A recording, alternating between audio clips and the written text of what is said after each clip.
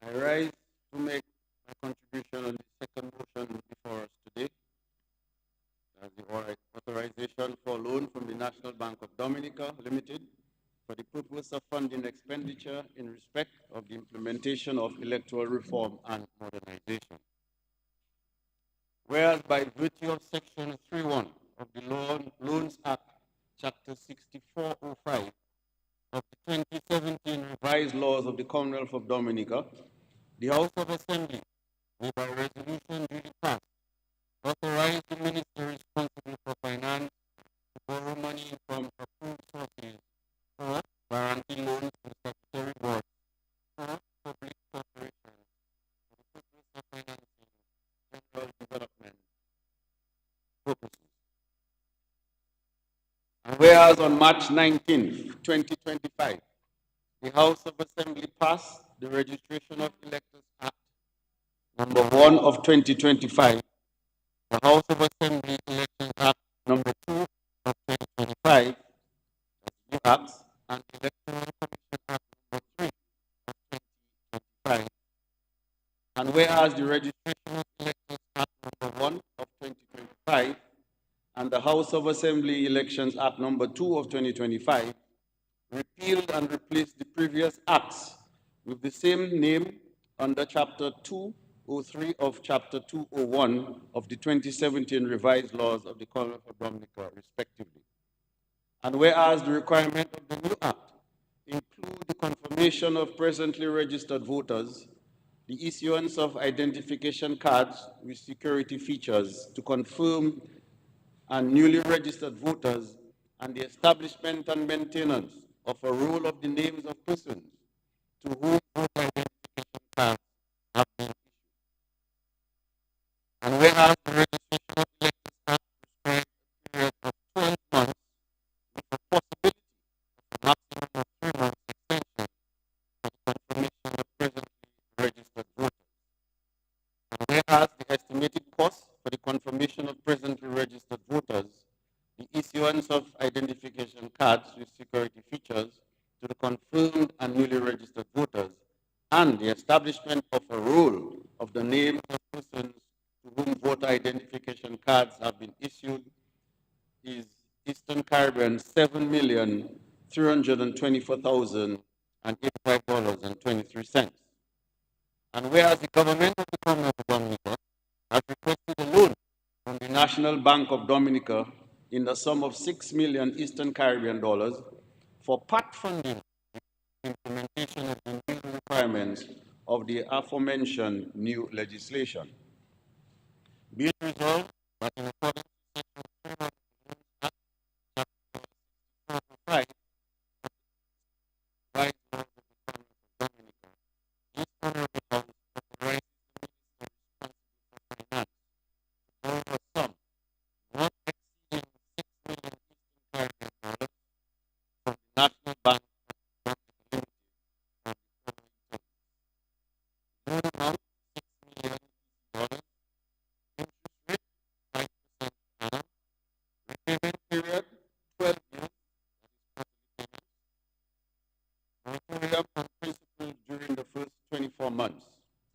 The loan is to be used for the purpose of part funding the implementation of the requirements of the Registration of Electors Act number 1 of 2025, the House of Assembly Elections Act number 2 of 2025, and the Electoral Commission Act number 3 of 2024.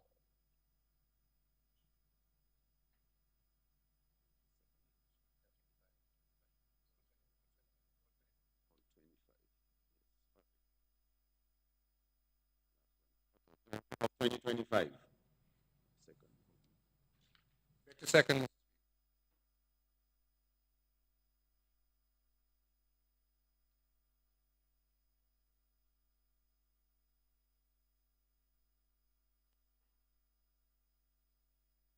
Mr. Speaker, as mentioned in the resolution, it is now before the House on March 19th.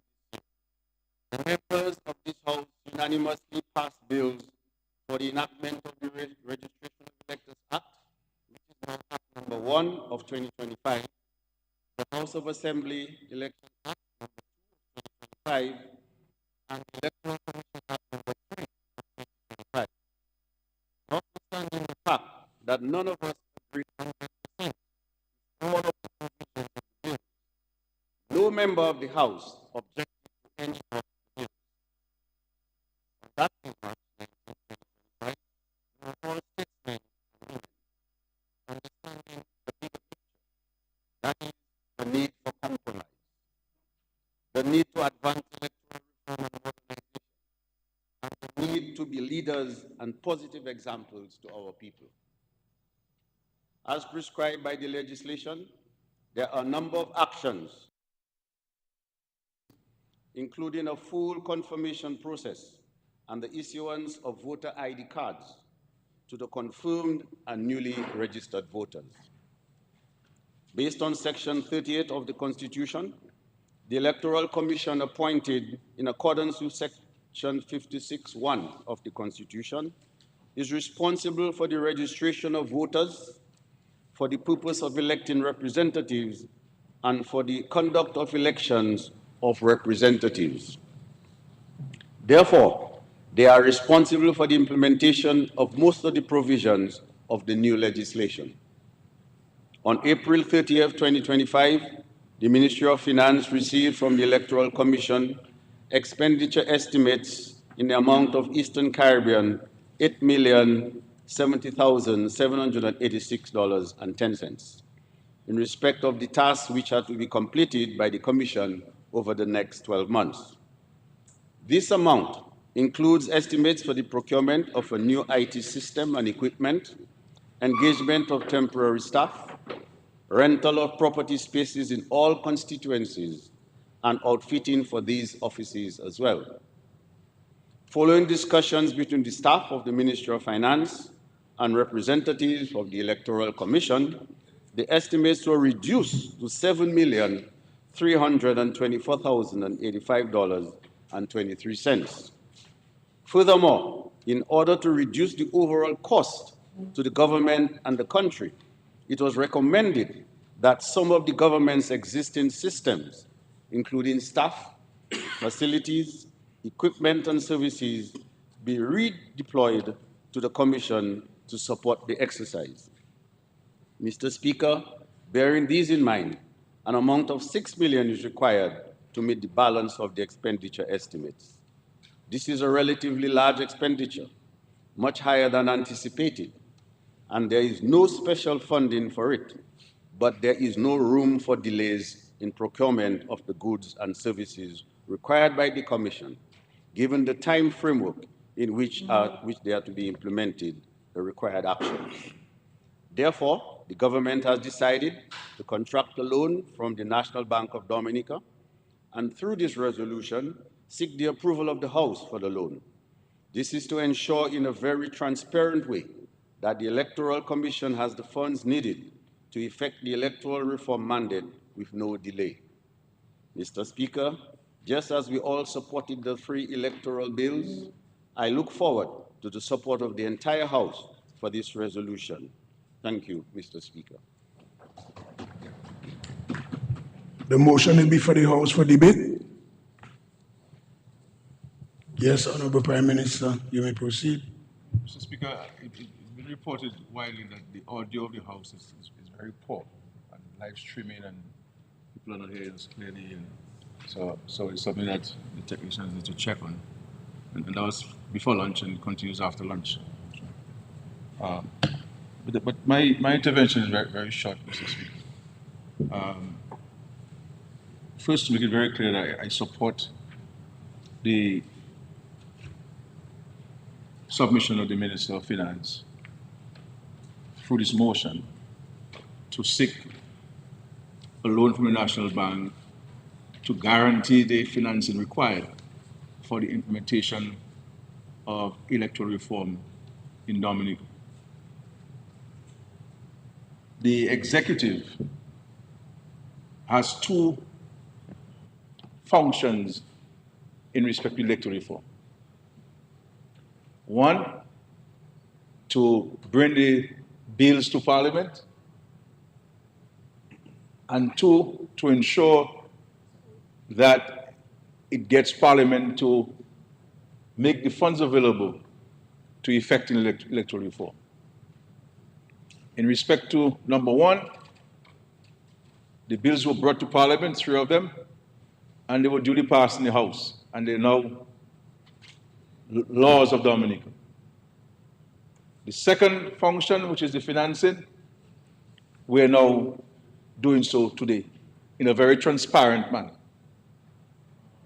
And it is an important exercise in my mind that this is being done to make sure that everybody sees and everybody hears, and the record will show that the government is making available the funds available to the Electoral Commission to carry out its mandate. Now, in respect to the Electoral Commission Act of 2025, it makes provision for the establishment of a fund under the direction and control of the Electoral Commission.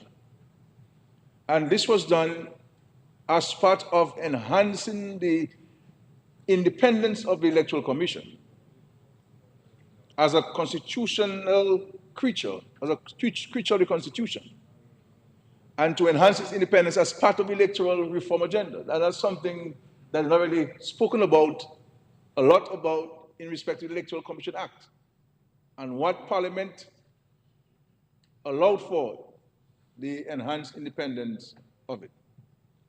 So what will happen, Mr. Speaker, is that those funds will be made available to, yes, there's somebody's talking there. Somebody's talking in the Parliament.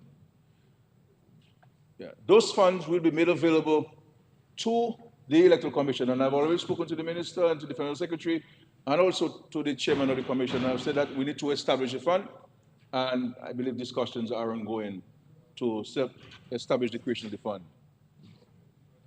Yeah.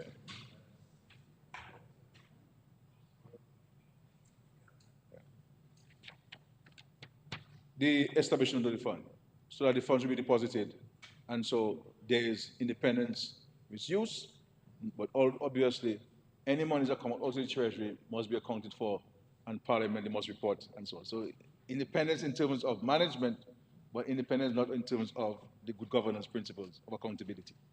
And so I'm happy for this, Mr. Speaker. This is a lot of money. Some will say, well, why are we using that money? But I will say to them that if we had allowed the bills we passed in Parliament in 2017, when the funds were made available for the procurement of the equipment and the software and vehicles and a public relations officer and additional staff, we would not be spending all this money here today. And 7 years ago, 8 years ago, we'd have effected electoral reform. But we all know what transpired, and we all know the contemporary history where this is concerned. And so, what we're here today to making the funds available. There will some who will come and say, well, why take a loan? Why not use CBI funds? Why not use our dividends from DOMLEC? Why not use whatever it is? But all of these things will be smoke screen. Because the same people who will come here and who I'm here on radio talking about why the National Bank funds? Why not the National Bank funds? Why not a loan? If we have declared it to be a major priority, we have made it a major priority. There are elements in this country who have gone all over the world, besmirching and denigrating Dominica, black-eyeing Dominica, spreading falsehood about Dominica. They would want to wait, Mr. Speaker, for one member of the commission to say, well, we are missing funds. We haven't got the funds yet. And you will see letters being dispatched to all kinds of organizations who have no interest in Dominica.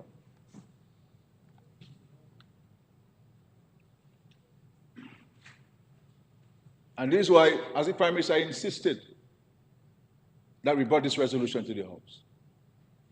And in a transparent way, the entire world see that notwithstanding all of what we have to do in Dominica, that notwithstanding the fact that we have to build several bridges across Dominica, whether it's the Emsworth Bridge, whether it's the Hampstead Bridge, and to provide support to the people who just affected in Calibishi, for example.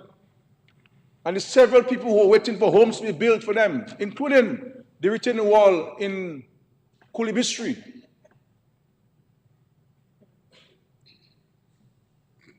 You understand? Money could have been spent for that.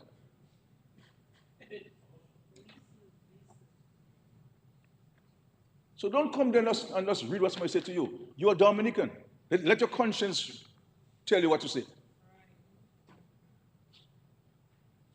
And I'm hearing some foolish person on radio talking about, oh, people should go and take all the money from National Bank because the government take a loan from National Bank. But the person should take out yours first and show me you take out yours. I mean, all kinds of foolishness being said. And the opposition wonder why they're in that state. And so, yes, I agree with everybody that this money could be spent elsewhere, but it's a priority. And the government wanted to ensure that its integrity and its commitment to electoral reform is pursued in a very transparent way, as we have done all the time. And so I want to commend the minister for bringing this to the House. The chairman of the commission wrote to me via the president, and I've written back to him via the president, that's how I communicate to them. And I've urged them with speed to move to procuring the software and the hardware so we can start the process, have the equipment, then start the training of the staff that they've already identified, I've been told, and get the process going. And so, Mr. Speaker, I agree that we could spend the money elsewhere. Because the reality is, if we are to speak honestly among ourselves as Dominican citizens, there's really no need which we spend on electoral reform. Because since 1951, Mr. Speaker, we've always had free and fair elections in Dominic. Always had free and fair elections in Dominic. So if anybody is being denied the house being fixed, if any small business person being denied a grant, you hold the ULP responsible.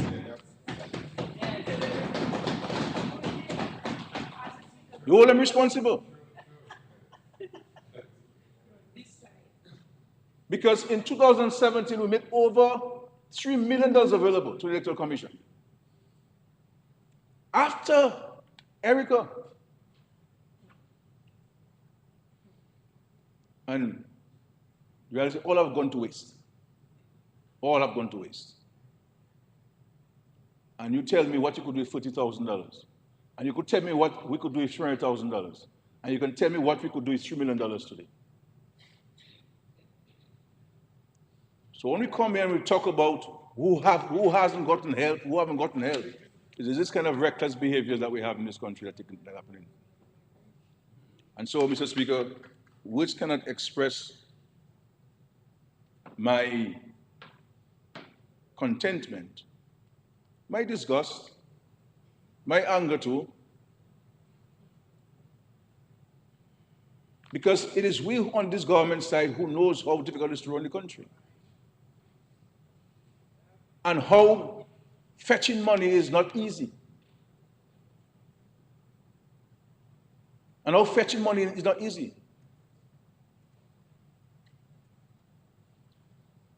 And so I'm saying to my senators on the other side, the script that they give you to come and say in the House this afternoon, watch what you say. Watch what you say. Watch what you say. Lady ever because are tongue sharp. That's not me. You not me. My man. My man, don't try me. Trust me. Don't try me. But Mr. Speaker, I would have a short intervention today to support this. The legislation is in place. I understand, and we will be providing the Electoral Commission with all of the government facilities at no cost to them to reduce on their first the financial burden. And they have been meeting between the Ministry of Finance and the Chief Election Officer and the Chairman of the Electoral Commission, and they have agreed on this stuff. And I think everything is in place to get the ball rolling and so on. So as of tonight, this afternoon, the government would have fulfilled its mandate. It is left now to the Electoral Commission as a creature of the Constitution empowered to deal with election matters in Dominica, to deal with it, to implement the mandate. And so I am hoping that we can start the process of confirmation within the prescribed period of the law, though I suspect they may need some more time because of training, et cetera, because people have to be familiarize themselves with all the processes and so forth. So I'm happy that we're here, and I agree entirely monies could have been used elsewhere. But if not these monies, then which monies? And those who like to shout CBI are the same ones who have spent all of their years and all of their time seeking to destroy it.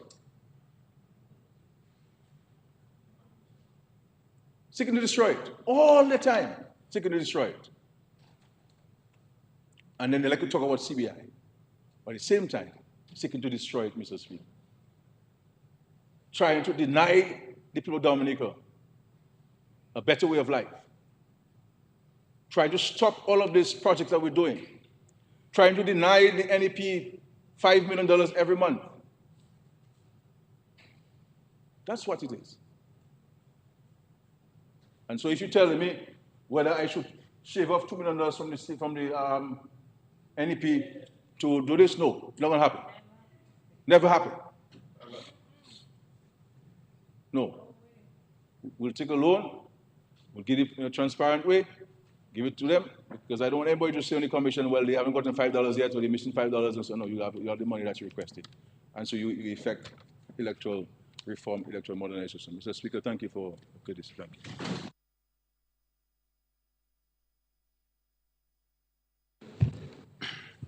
Yes, Senator, proceed.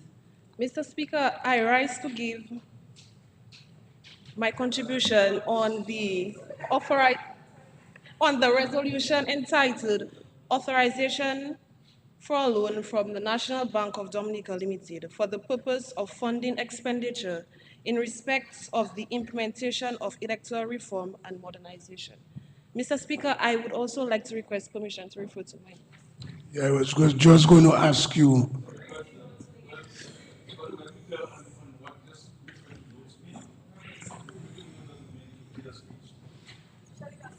It won't be scripted, Mr. PM. Yeah, the speaker had ruled permission granted. But remember, I said the entire parliament have to make a decision on the matter. But we're giving people a chance to, Yeah. Proceed. Thank you, Mr. Speaker. Mr. Speaker, I rise today not to offer blind support or opposition, but to represent the voice of the public, particularly the youth who are listening, watching, and of course, asking important questions. My role here is not to echo what is comfortable, but to raise what is necessary. Mr. Speaker, we are here to discuss the borrowing of funds for the implementation of electoral reform, a step that moves us from legislation to execution. And Mr. Speaker, while that shift is important, the public concern surrounding this announcement cannot and should not be dismissed as mere noise. Mr. Speaker, many people online, as you all know, have reacted with skepticism when news of this loan surfaced.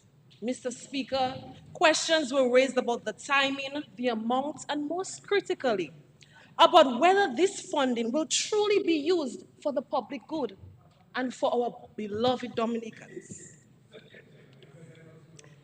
Mr. Speaker, allow me to share a little story of my own. I remember casting my very first vote for the first time as a little Jabawi girl. Mr. Speaker, it was a powerful yet very fragile moment. For the first time, I was a part of this big thing that I'd only ever seen the adults taking part in. My parents, grandparents, uncles, aunties, bigger cousins. And when it came to me, I kept thinking to myself, this is going to affect my future, because honestly, it does. Mr. Speaker, a vote is not just a mark on a paper. It's not just putting a tick, an X.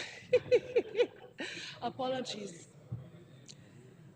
It is a citizen placing their faith in a process for a better tomorrow. For me, Mr. Speaker, though, it wasn't about party. It was about my future. And the future of a little Bowie girl and the grown Bowie woman she would become, living in Dominica, shaped by the decisions that she made. Mr. Speaker, now that the reforms have passed, the work of implementation must be watched even more closely because we moved from legislation to execution. We went from paper and we are now going to put things into action, right? Mr. Speaker, the Electoral Commission now has an enormous task of ensuring that this process is managed transparently, a word I am hearing being used a lot in this parliament. And we must ensure that it is being managed transparently, fairly, and without political interference. Mr. Speaker, that includes how these funds are used, who benefits, and whether the execution is truly done in the spirit of true reform, because, the mandate has been passed. We Are all you, sat are down. you member, I'm lost because, first of all, let me just point out to you, in regards to saying that the monies and is it for public good, is imputing improper motive because it's clearly for electoral reform. That's one. Number two, I'm lost. I trying to get the relevance. I really trying to get the relevance. Okay. Yeah. Mr. Speaker, withdrawn from the, what you just said, yes, withdrawn.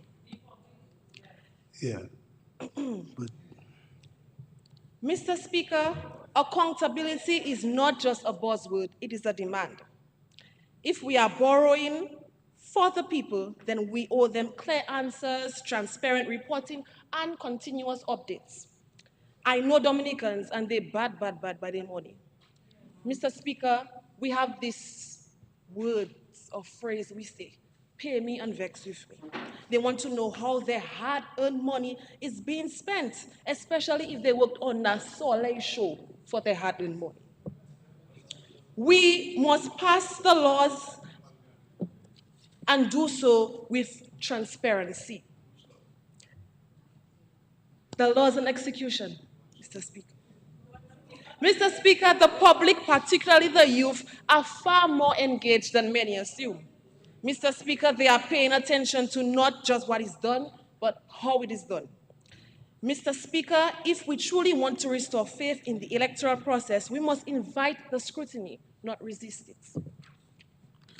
Mr. Speaker, so today I ask some questions as a youth, a young citizen living in Dominica.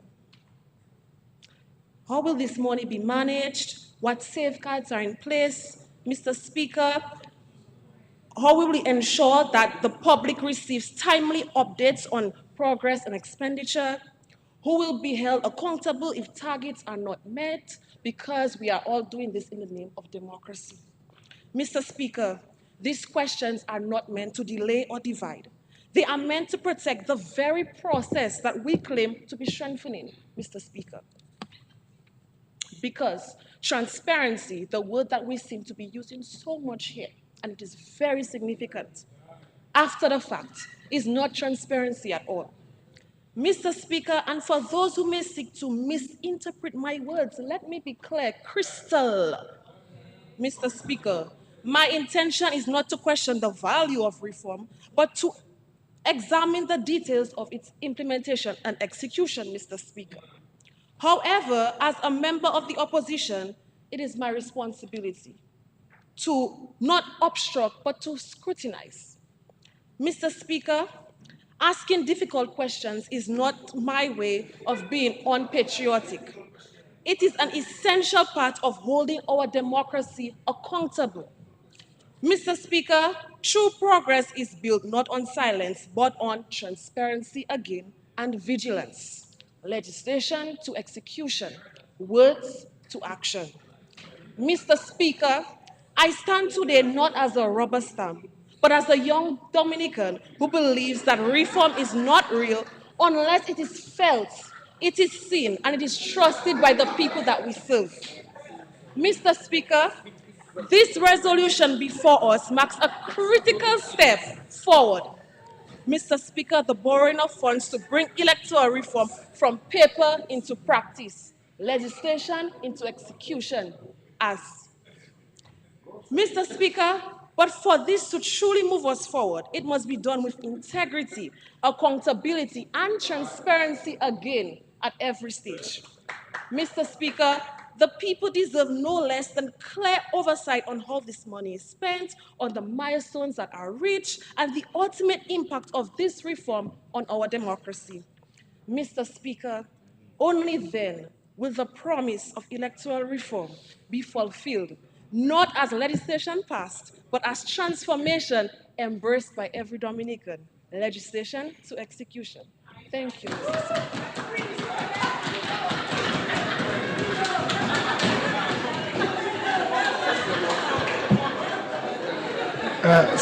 Senator, No. Senator, your mic. But you see, Honorable Vince, before you proceed, you see, honorable members, that's my caution about just writing and reading notes. That's my caution. For just for future reference, I did not interrupt you because that was your first major attempt, in trying in the House of Assembly. So I did not want to interrupt you. But hold on. But I just wanted to point out to you there are many instances where you imputing improper motives. I pointed out one to you. And also you need to look at the issue of relevance. This speech or this was really pointed to when we had the electoral reform bill itself, the Electors Act, It was more relevant to that. But the relevance it was very difficult for me to get the relevance. But good attempt. Let's proceed. Honorable Henderson. Thank you, Mr. Speaker. I was very illuminating presentation by the young senator, and I encourage her to continue improving, as it were. I was trying to get the right word to describe her presentation. The only thing that comes to mind was a pantomime.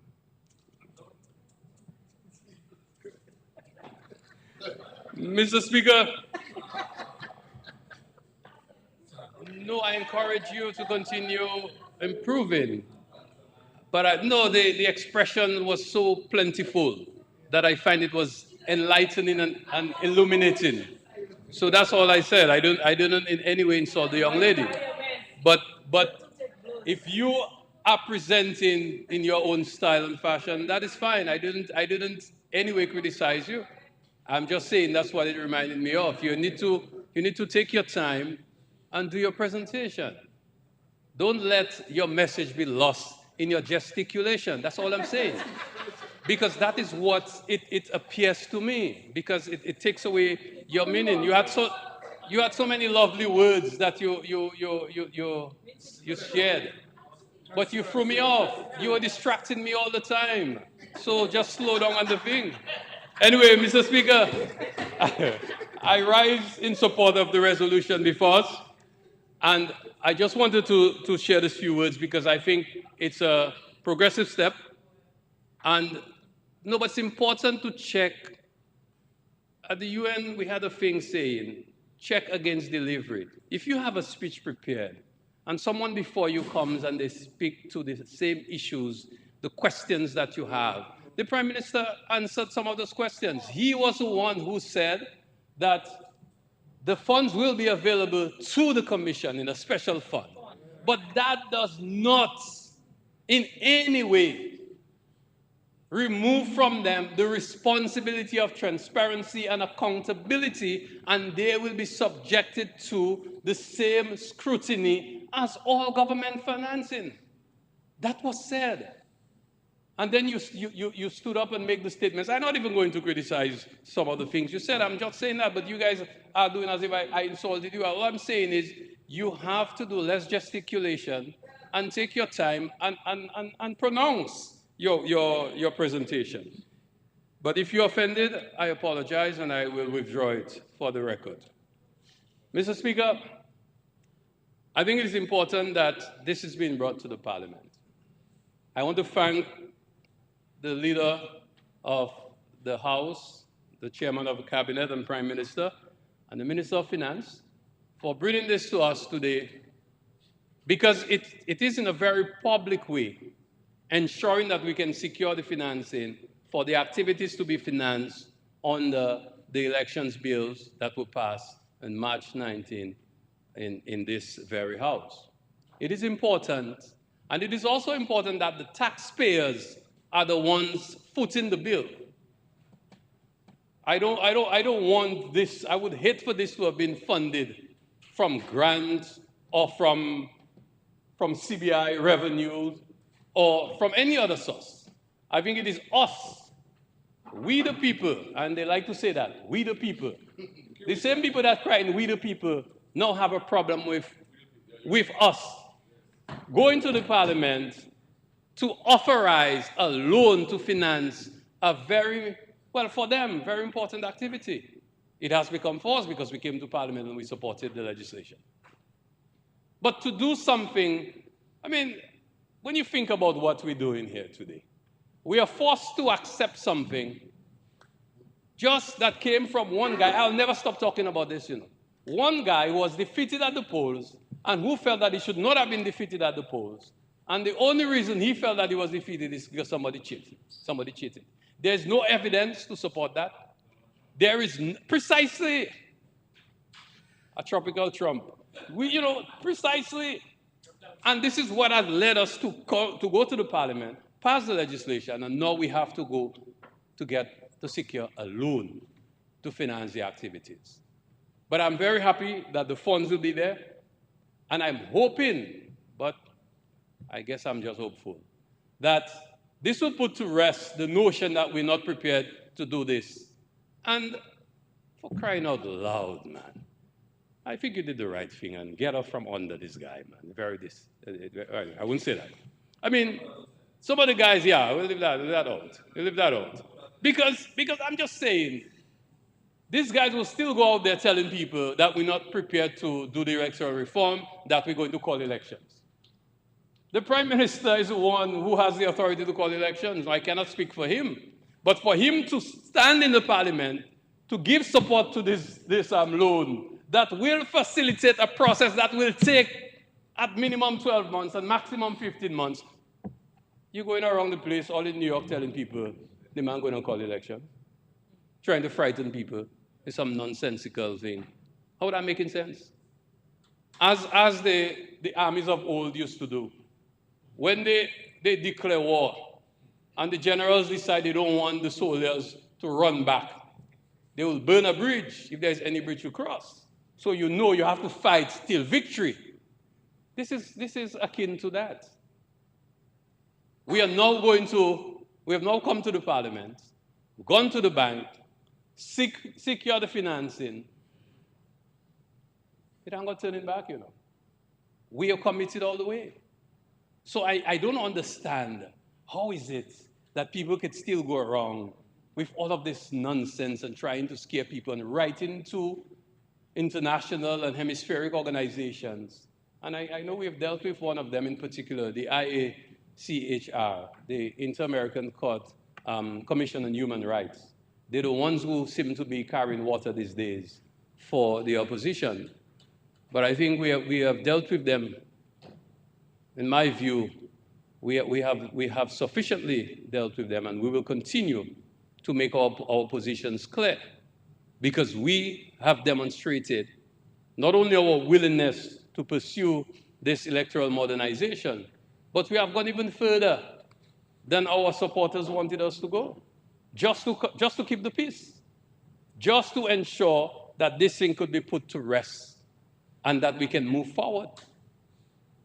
So today, this is the final act as Prime Minister said, there were two things that were required of us. One is the legislation, two, the financing. The financing is here.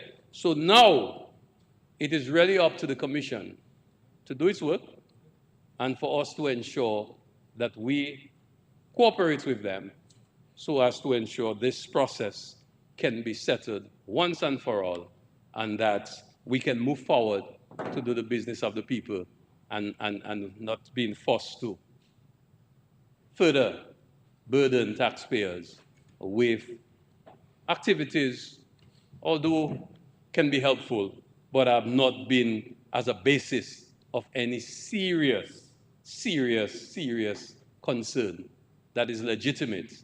But we are finally closing, I hope, our own responsibility on this and get to the next chapter of the story of electoral modernization. Thank you, Mr. Chair. Mr. Speaker, I stand to support this. Yes, Honorable Blackmore, proceed. I stand, I'm in a vexing mood. Mr. Speaker. Vex, Mr. Speaker. You shouldn't be so vexed. Why am I vexed, Mr. Speaker? Why am I vexed? I'm not sure why I should put Mr. Speaker. I'm vexed. Mr. Speaker, I support this measure before this Honorable House. But this loan that we are seeking to approve before this Honorable House rests on the shoulder of the United Workers' Party and the surrogates, Mr. Speaker. Because, Mr. Speaker, we are years late in passing electoral reform, which, of course, were enacted into law on the 19th of March. They obstructed the passage of the election laws. Subsequently thereafter, we had COVID, which changed the financial outlook of the country. And Maria,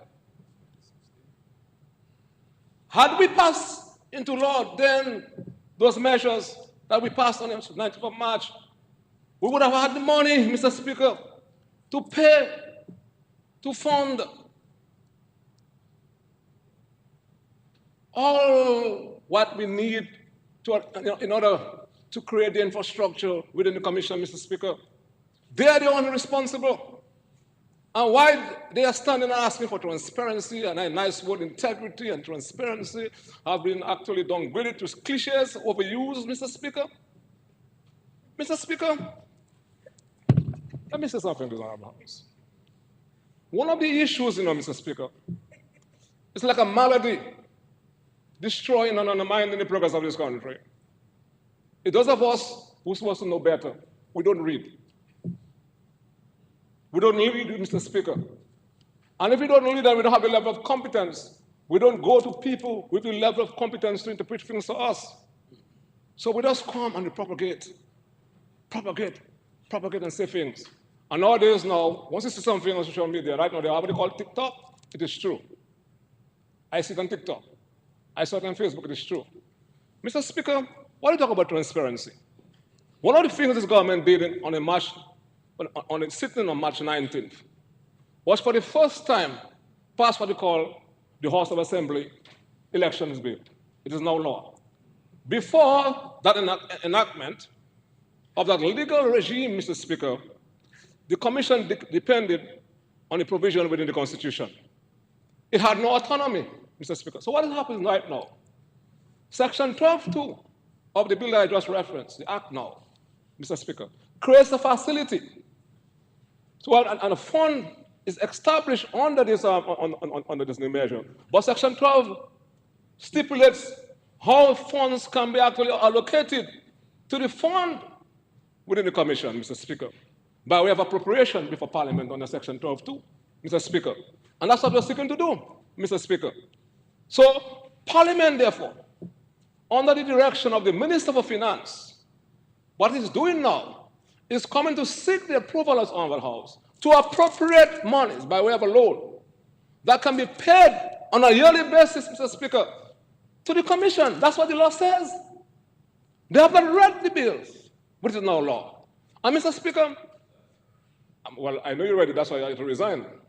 And you come back now, that's why I had to resign.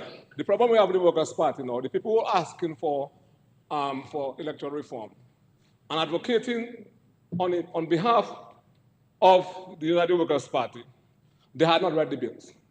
And those who read like him had to resign. Can you imagine that? What a fiasco. Yes, son? He read the bill. He understood the bills. He stood there. I set a trap because he was trying to play, Kopelape and Kopeti. Because the first time, sorry, Mr. Speaker, for that, for my eyesight. Just translate. Yeah. When we came to Parliament, Translate. yeah, well, Kopelape, not rabbit now. Yeah. Rabbit like with the goals. T. Yes, yeah. I'm Mr. Rabbit. Now, Mr. Speaker, when we came to Parliament, Mr. Speaker, and to have had the first reading of the measures, you know what he did? He came with a characteristic, smiling, nice guy, kind of stuff. He spoke there, Senator Paris, and when he finished, he went to address the unlawful mob outside Parliament. But that time on March 19th, I said, not again. I'm going to hold Kopelape today. Mr. Rabbit. So I asked for a division, asking for a vote to be taken, and he took the bait. And he went, yes. You understand? So he was forced, therefore, to stay in Parliament. And it was impossible for him to have gone outside there to play next Kopelape on us. As a consequence, Mr. Speaker, he had to resign as deputy leader because he read the bill.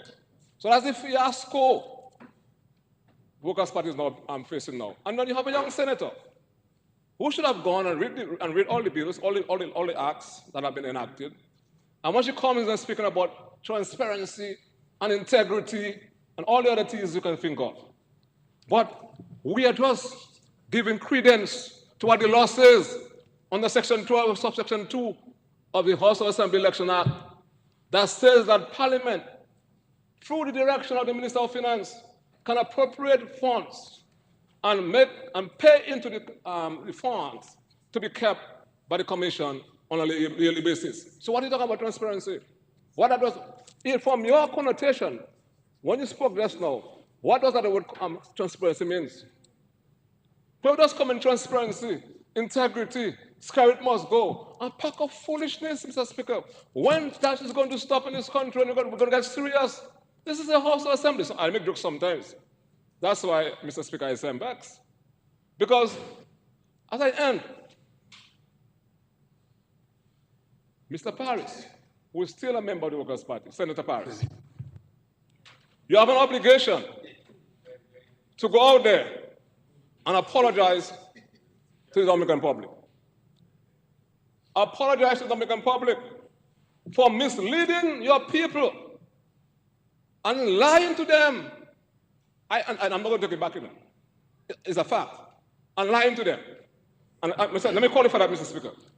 Because they said, because people came there on March 19th and challenged the police, and after people asked, they were asked, it is live on Facebook. I want to ask you, what were you, where Honorable Dennis, a constituent, what were you demonstrating for? Voter ID card. But that wasn't the measure. And next one say that he called the former president of their party, okay, bullied and savaged Senator Paris for doing the right thing, and called for his immediate resignation from the party because under one of the main bills he voted for, namely the Registration of Electors Act, it was not making provision for the cleansing of the list, which is a lie, Mr. Speaker. He hadn't read the bill. Then he admitted that the confirmation process is going to lead towards the cleansing of the bill. Read his letter when he resigned. He said it's going to lead towards the cleansing of the list. That is what the Prime Minister said from day one. That's what the Attorney General, who speaks the Queen's language, said from day one. Mr. Speaker.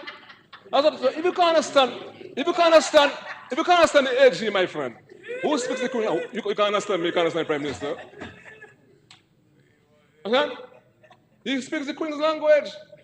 And you do not understand. Who are you going to understand? Therefore, Mr. Speaker. And now they are now saying make sure you come to confirm. Because if you don't come and confirm your name on your list, it's going to be struck out. You need to apologize to the people of this country for causing them to sleepwalk into the arrest. So every one of them who have been arrested for riot is as a result of the leadership of the United Workers' Party, Mr. Speaker. And if I go burn you guys, my dear friends, if I burn you, Mr. Speaker, understand? All right? Because I tell you something, and that is why I'm saying, Mr. Speaker, I'm in a vexed mood. If I go burn them Babylon, they burn them. I'm not going to the police. Because your measure stay. I tell you why, Mr. Speaker. Because we keep. Mr. Speaker, and my final comment. All right, yeah. Well, you better, this when you run outside when Vincent and we're talking, you run, you like to run. All right, but let me tell you something, Mr. Speaker. One of the issues, Mr. Speaker, that they failed to realize why they must apologize to their supporters, because they intended to storm Parliament and to have constrained Parliament. But every one of them, had that been done, Mr. Speaker, would have been arrested for treason, Mr. Speaker.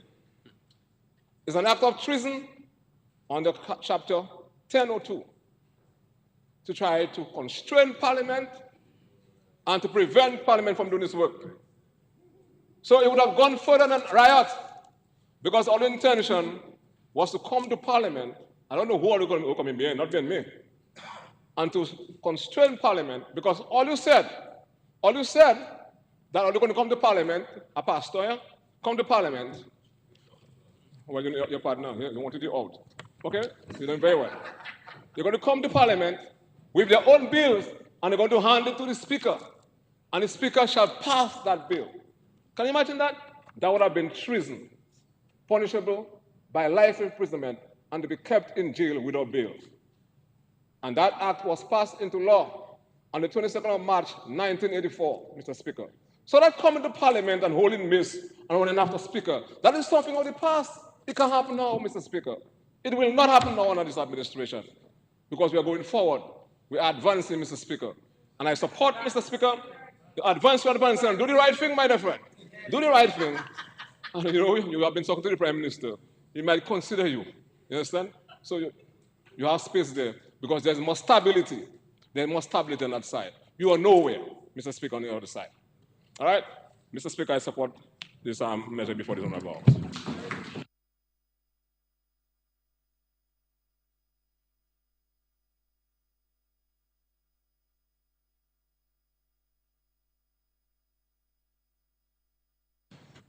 Yes, Senator, you may proceed. You are recognized.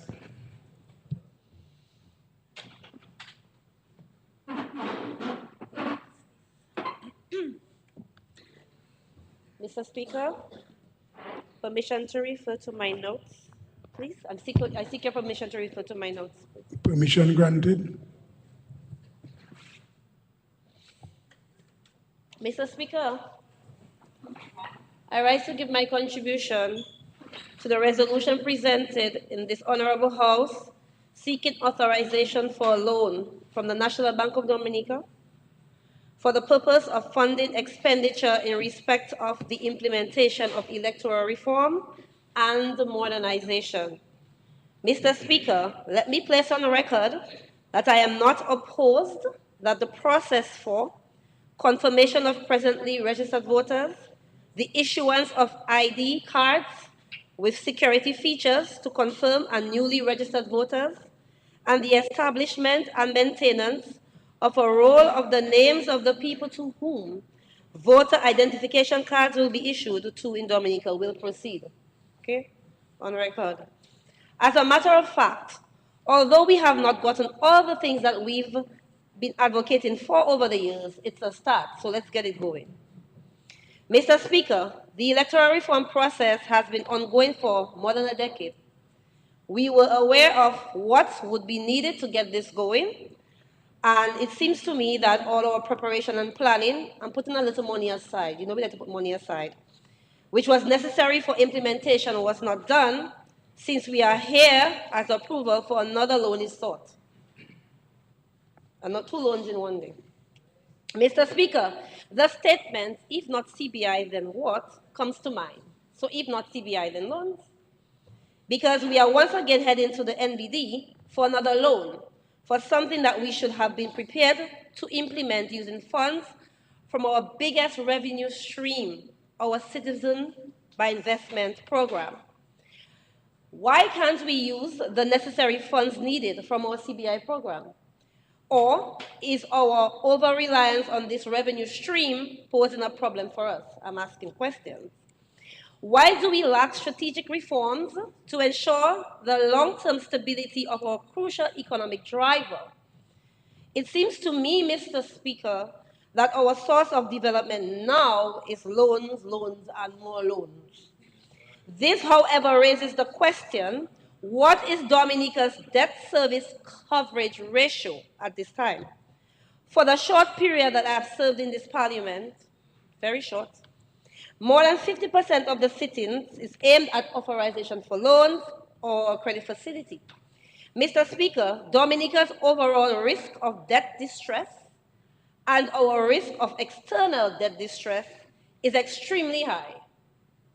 We are at a higher likelihood of facing financial difficulties in repaying our debts, potentially leading to default or restructuring.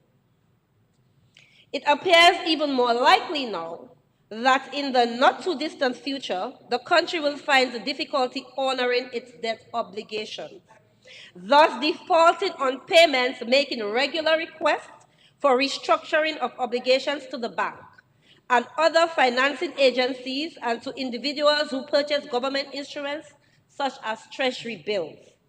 Mr. Speaker, I don't say what I want. Translate, I'm not saying what I want. This data was taken from the Dominica staff report for the 2024 Article 4 consultation, Debt Sustainability Analysis, written by the International Monetary Fund, Western Hemisphere Department, and published in June of last year. Based on this analysis, Mr. Speaker, undertaking another loan to begin the electoral reform process while our debt distress is extremely high is not the best decision. I therefore implore the government to avoid another debt. It is in our best financial interest to dip into our well of CBI funds for this reform project. Our CBI funds that we've over-relied on and replaced as priority over our investment in sustainable development, climate-resilient infrastructure, our agriculture industry, and tourism to support our vision of becoming the world's first climate-resilient nation, as well as investments in renewable energy and ecotourism to diversify the economy and create jobs. As I've stated before, Mr. Speaker, I am in support of the reform process.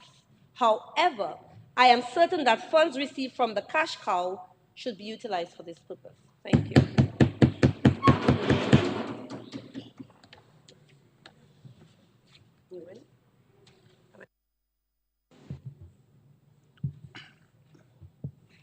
Yes, Honorable Frederick, you may proceed. Mr. Speaker, I stand. I think it's my duty to stand and support this resolution to authorize a loan from the National Bank. I happened to miss out on the debates during the actual enactment of the bill, so I want to add my voice to this second piece, this most important piece, to allow the Electoral Commission the relevant financing to do its work.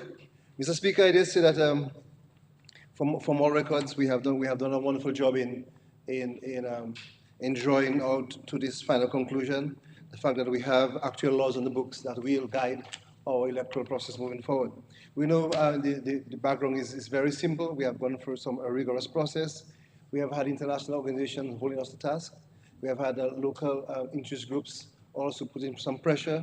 But we know that as a government, we've been diligent in providing the necessary framework to move forward. So, Mr. Speaker, we definitely the Dominican Labour Party is a government that has continued to enhance democracy across this wonderful white Equity that we call home. I dare say, I can say this candidly, Mr. Speaker, because I am one of the beneficiaries of that democratic movement from the Dominican Labour Party, coming from the Kainagu space, being from a community that has been marginalized for many years, able to benefit from all of the interventions by the government. And so we see democracy continue to grow within our space. And I'm happy that I'm part of the Labour Party government that ensures that movement moving forward.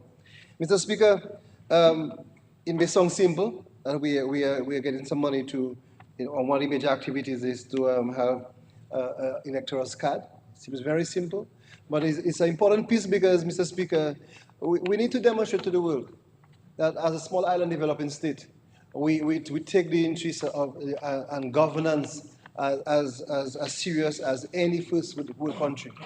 We have come, you spoke about it, Mr. Speaker, this morning, we have come from a legacy of colonialism, of being oppressed by the people who came. And we're almost 50 years running towards our 50th year of independence. Now we need to mature as a democracy, Mr. Speaker. I dare say that I'm happy to be part of this mature movement because it appears to me that that some of these juvenile tantrums and happiness that are uttered in the public by people who should know better doesn't sit well with all Dominicans.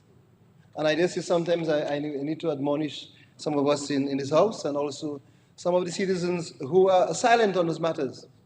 That when we have important issues like electoral reform and the evidence is clear to show that we have played our part as a government, and that some people sit idly by. They're quiet. They sit on the fence. And sometimes they say they are not in politics. I don't understand, Mr. Speaker, because once you are a member of a country, you have a passport, you have a social security card, you pay your taxes, you are in politics because it is the art of governing, and we have done a pretty good job, Mr. Speaker, in governing this country and under the serious leadership of Honorable Roosevelt Skerrit. So, Mr. Speaker, I support this resolution wholesomely. And again, Mr. Speaker, we are doing this from our indigenous bank or local bank. And of course, this revenue will get back into circulation. And Mr. Speaker, I dare say, I think it was Honorable Henderson who said that it is our tax funding that we have to have a commitment. If we want change within our own space, that we have to be committed to add to it. I understand the narrative that speaks to grants, and I understand the concern by the other side speaking to a loan again.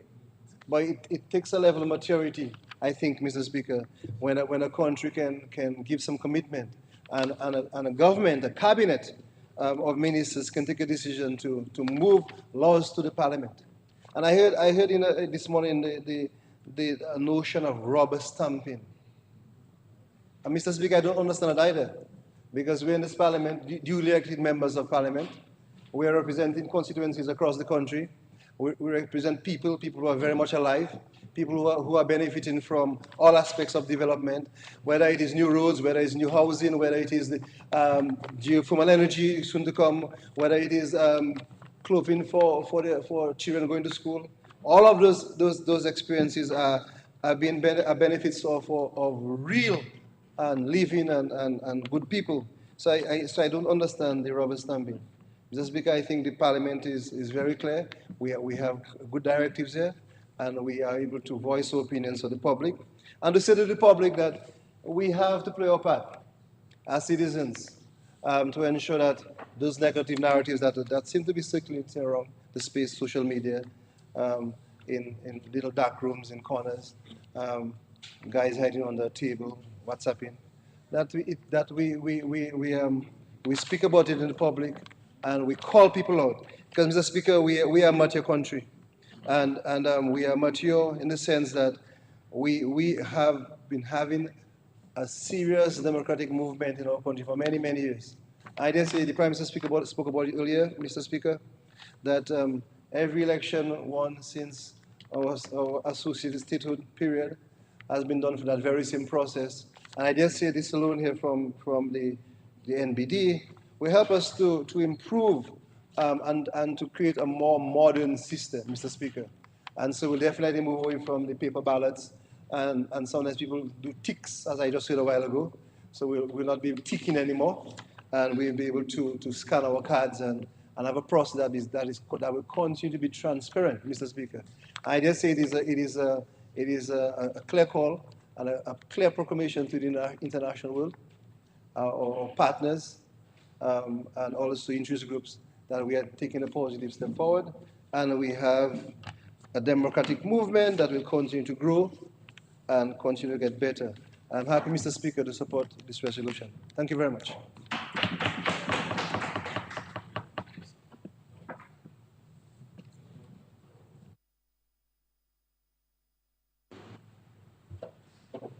Yes, Senator Paris, you may proceed. Mr. Speaker, good afternoon. We're not going to talk for long. Some of the questions that I had have already been answered.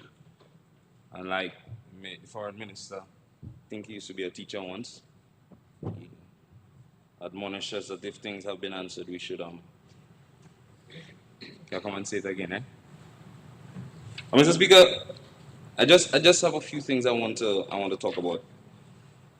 Back in the day, Mr. Speaker, when Parliament was a bit different, teachers, educators used to ask students to go and to listen to the Parliament. And they would be encouraged to listen to the Parliament for a myriad of reasons. Information, to get the correct type of way to speak the Queen's English, subject-verb agreement, those kind of things. Helping to educate our young people so that, no, you didn't do that? People were asked to pay attention to the Parliament, not just the news, but pay attention to what happens in the Parliament. Look at your legislators. Understand the level of responsibility that goes into leadership, making sure that the future generations understood what is going to be required of them later on, because our students hopefully will become more leaders, right?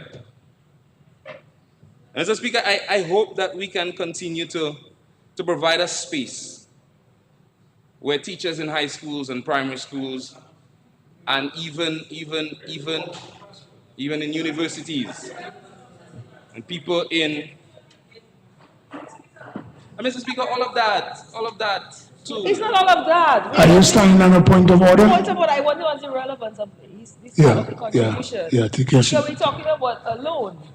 Yeah, yes. Yes, Honorable Member, Senator Paris, I agree with the member. You need to get to the point. Would you like me to withdraw it, Mr. The Speaker? preamble is too long, Would you like and me it's to not withdraw relevant to the debate, yeah. Would you like me to withdraw it? Yeah. Withdrawn. Yes, yes. Let's just get to the point. Mr. Speaker, so when we come here, Mr. Speaker, can I proceed? Proceed. All Yes. right. So, Mr. Speaker, when we come here and we engage in the debate, right? Even though some of us are more senior in age, but not in other things, we should engage in a meaningful discussion, right? So when we ask questions, even questions that we say, like the Prime Minister mentioned a while ago, he doesn't like debt. As a person, in his individual life, he doesn't like debt. And even as a legislator and as a leader, he doesn't like that. He understands the reasons that he has to do it, but he doesn't like it. So how comes it's strange when people on the other side question our modus operandi? That was the point I was making, Mr. Speaker. Because we still have questions about this debt. To make the point, it's not about disagreeing with the fundamental principles of the implementation of the Registration of Electors Act. Everybody know that is my favorite. Nobody's disagreeing with that, and we're not going back to the debate of March 19. It's about asking, gentlemen, legislators, Mr. Speaker, is this the right way for us to go? And people are being ridiculed for asking the question in a parliamentary debate where we are expected to be responsible. That's what I'm talking about, Mr. Speaker. We should not endeavor to reduce the quality of debate that happens in the House simply because we disagree. Encourage more transparency. Encourage more diligence, but encourage the debate. Because we cannot agree on one hand that debt is bad and we are afraid of it in one space, but when somebody else asks about it, we have a problem with it. It's disingenuous, Mr. Speaker, and we shouldn't do it. So we are still raising questions about the avenue, not for the reason, the avenue. I heard the Prime Minister saying a while ago, I sorry that he's not here, because he engaged me a while ago and I like it, Mr. Speaker. I wanted to engage him back, but he's not there. So I'll give somebody else a question. Mr. Speaker, I heard him mentioning a while ago that some people are going to shout, oh, why we don't use CBI? Well, you know, I'm coming back to shout why we don't use CBI. Of course I'm coming back to shout why we don't use CBI. Mr. Speaker, I'll try my best to be careful in the way I espouse it. Yes, but on the fact that why not CBI, I can rule that is repetitive because many people have already said it already. No, Mr. Speaker, just two way. No, many. And it's not much of us. Yes, I'm lying. It's just two. But Mr. Speaker, why not CBI? At the current legal rate of the exchange, it would only take us about 12 investments to raise that money. I tried my best. I don't want to get the Speaker vexed again. It would take us about 12 investments at the minimum investment value, legally, to raise that money. How you expect reasonable, responsible legislators not to ask, hey, could we not have used that instead of adding burdens? You see you. So, Mr. Speaker, that is a responsible, reasonable question to ask. Whether you agree with it or disagree with it is a completely different thing. And now we're hearing that we want to get the money tomorrow. Well, we should have get it last week. Doesn't change the question, though. Because since 2017, Mr. Speaker, our average...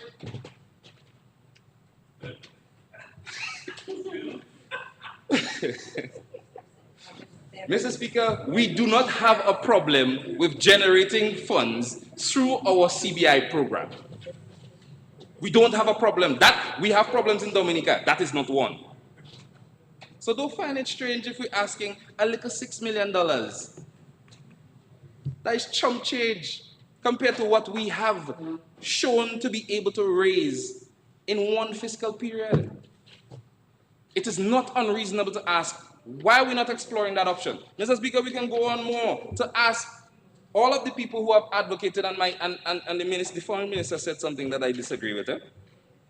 He said that the populace should be the ones paying the bill. No, but I disagree with that. And the reason I disagree with it, Mr. Speaker, is because so many of our partners, bilateral organizations all across the globe, have opined that Dominica needs, electoral reform, etc., etc., etc., etc., etc. We're saying that none of them wanted to help us finance it. For the years that they themselves, Commonwealth Secretariat, OAS, all the rest of them, have opined that Dominica needs electoral reform. Even some of them that have no business in our business, they opined on it, they should give us some money. Have we exhausted those options to ensure that we can get... Yeah, it doesn't matter, not that we're talking about exploring options. One, to make sure as best as possible, we're not adding to our debt stock, one. And two, we're ensuring that we're getting money and people are putting their money where their mouth is. In and outside of Dominica. That's the reasonable debate that we're trying to have. And we understand the politics, and that's fine. And we understand the jabs, and that's fine. We built in the jungle, that's cool. But I'm saying we still have to participate in a reasonable debate on the issue, whether we agree or not. My colleague raised the issue of transparency. So I was on to call her pantomime and all kind of thing. That's okay, we cool, that's fine. Doesn't take away the validity of the question. Yeah, man, I practice. It doesn't take away the validity of the question. That more transparency builds public confidence and trust in the process that we're expecting our citizens to holistically engage in. and participating. What helps to build public confidence and trust is transparency, is clarity, is understanding the controls that are in place. So yes, it was said, but are we saying that there's no more room for transparency? Of course there is, Mr. Speaker. Of course there is, Mr. Speaker. And on the issue of transparency, Mr. Speaker, on the issue of transparency, right? Word on the streets.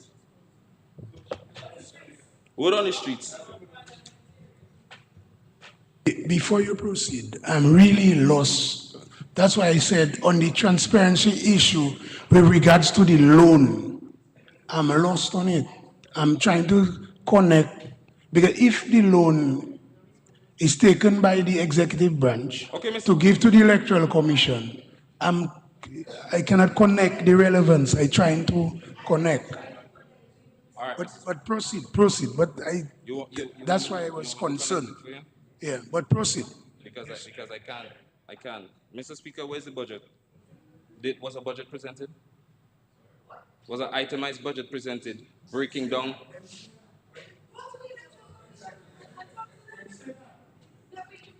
So Mr. Speaker, Mr. Speaker, I can say that. Where is the budget? Don't we think that if we had provided a breakdown of how this money would be implemented, wouldn't that add to the transparency? Wouldn't that add some clarity to the issue? And raise less questions? That doesn't answer that? Mr. Speaker, Mr. Speaker, how much are we going to pay for public education? How much are we going to pay for staffing? So, okay, Mr. Speaker, so all right, no problem. So, no problem, I wish your mic was on. The AG is advising me now to ask the commission that, right? But that does not mean that asking for transparency is unreasonable. We here are approving the loan. If you want to direct us who are asking the questions and everybody in the public who has those same questions to the commission, say that. But don't say that asking for transparency is not a fair question. That is the point. We cool, Mr. Speaker? All right. I can go back to the word on the street? Word on the street, Mr. Speaker. And both you and I know, Mr. Speaker, that we really shouldn't be trusting the word on the street. Right? I mean, me of all people. we know we shouldn't be trusting the word on the street. But, Mr. Speaker, I have to ask the question. Right?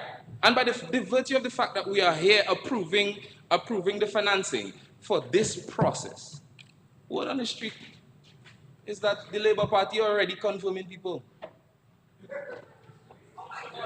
No, wait a while. Word on the street.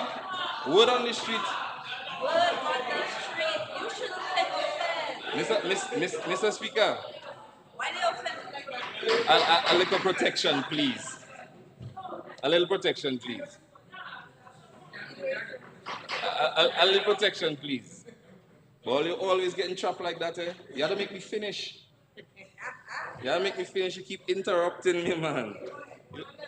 Word on the street, Mr. Speaker. Labour Party already confirming people. As a matter of fact, they already cheated. Right? But Mr. Speaker, by virtue of the fact that we are here, right? Approving the financing to buy the machine, to get the forms printed, to facilitate the same process, it means, Mr. Speaker, that is not possible. It means that is not possible. Of course I deadly, you know that long time, but you get trapped in the same thing all the time. Mr. Speaker, so my challenge now is that somebody on the other side can emphatically stand up, and as according to the Minister of Trade a while ago, allay the fears and anxiety of the people that think that is going on. And some of the same people that have that say, huh? No, people don't get a chance of violence. But Mr. Speaker, I think it is prudent, Mr. Speaker, we can have a little order in the House. All the high school students looking at it saying this debate. Yeah, members, please disgusting. allow him, please allow him to speak or stand on a point of order. But we cannot be distracting him when he's speaking. You see, I was looking to see where he's going, but you just listen and then if you have to interject, interject. But you can't be distracting him while he's debating. Yes, Mr. Speaker. Honorable Paris, take your seat a sec. You stand on a point of order? Yes, sir. Yes. Mr. Speaker, respectfully, the member is imputing improper motives By what? by alleging that members on this honorable side of the House is confirming members of the. That's what he indirectly said, Mr. Speaker. No, he didn't say that. He said word on the street, and then he said he don't agree with word on the street. But he just trying to twist Right. Well, Mr. in the Speaker, debate. Mr. But Speaker, let's proceed. Mr. Speaker, Let's majority of us proceed. can infer. Yeah. Let's yeah. Proceed, Honorable Senator. Thank you, Mr. Speaker. Thank you, Mr. Speaker. This is the same thing I'm talking about, paying attention in the debate. Paying attention. Paying attention in the debate, right? Mr. Speaker, so I think it would be prudent. Somebody on the other side, maybe somebody on the front bench that hasn't spoken yet, stand up and say emphatically clear that there's no way that the Labour Party would ever be engaging in that because it's not even possible. It's now we approving the money for it. Huh? It's not possible. A lady fears and the anxiety of the populace. A lady fears and the anxiety of the populace. But coming back to you, Minister of Trade, you mentioned something, and now that the Prime Minister is not here, I will put it to you. In the same vein of clarity and transparency, Mr. Speaker. Huh? The people keep, and I heard somebody, it's yourself, admonishing reporters to be careful of the questions that they asking the Prime Minister about when he's stepping down and all kind of thing like that. And I agree with him. Stop that. But I also agree, like you were mentioning earlier, Minister of Trade, that it'd be foolhardy for us to be now approving a $6 million loan for the implementation of processes regarding electoral reform. And for there to be any snap elections, that's not possible. But reporters, I don't know if they're not asking the questions properly. But it would be nice. He's not here, but I'll still ask the question. I know you're listening. He'll probably answer sometime when you walk in here and he'll answer. Regardless of the provisions in the Constitution under Section 54(4), that the Prime Minister, and this is not to challenge the powers that the Constitution gives him, but by virtue of the fact that we are here approving these money for the implementation of the electoral reform legislation that was recently passed, just allay the fears of the people and the anxiety. That there's no inclination. No, you have to be careful with all you think.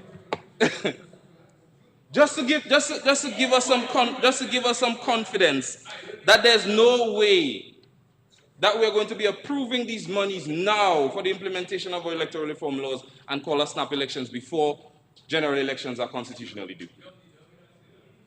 Careful.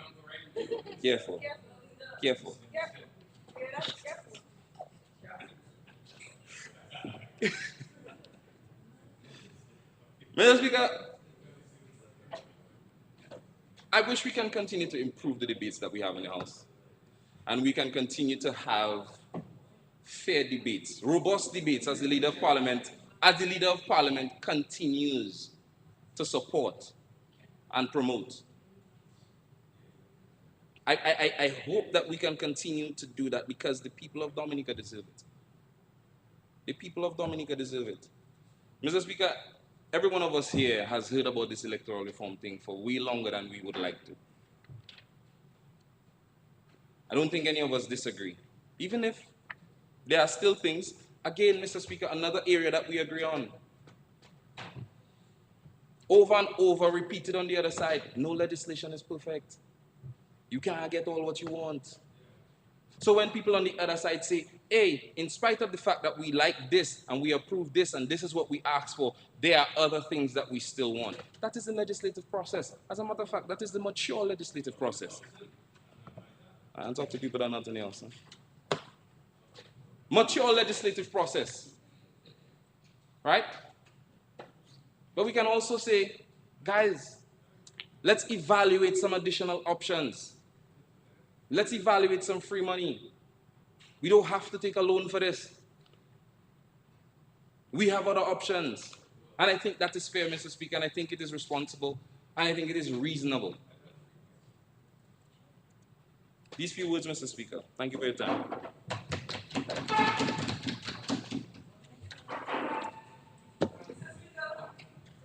Yes, Honorable Charles, you may proceed. Senator.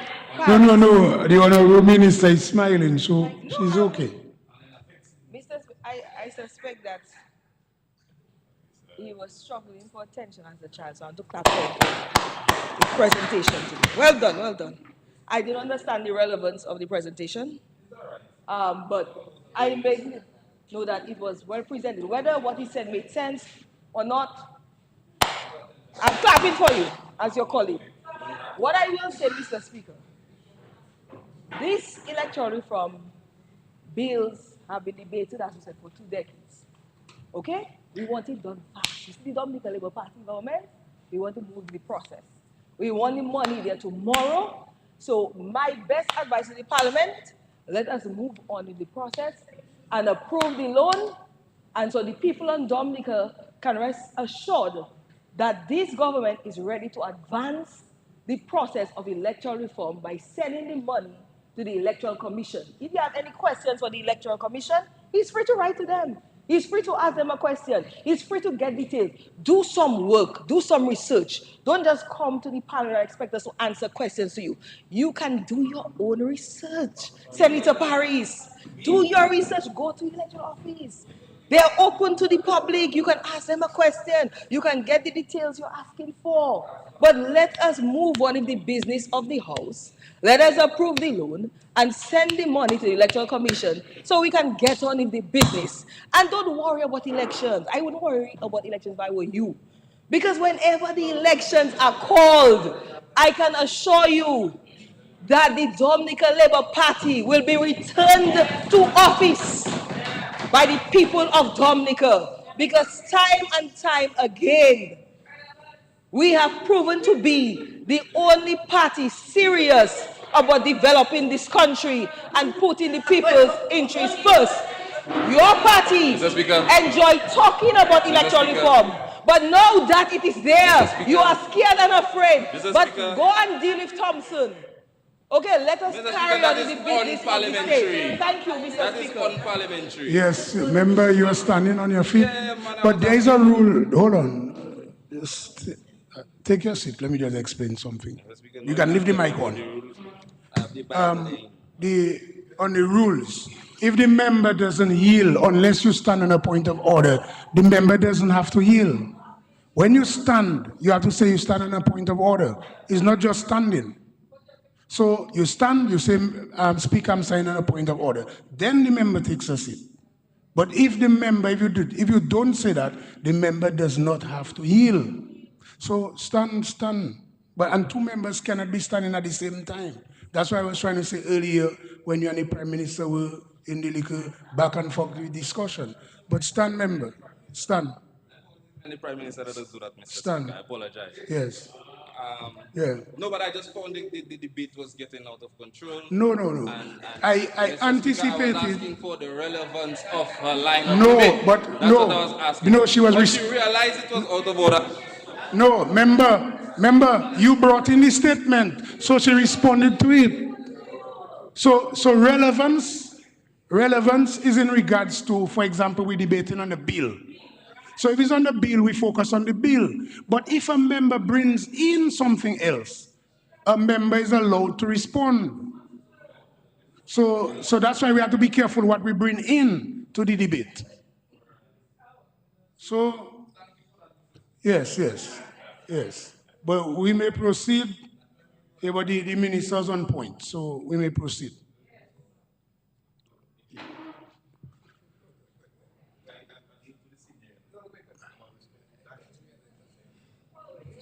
Thank you. Thank you, Mr. Speaker.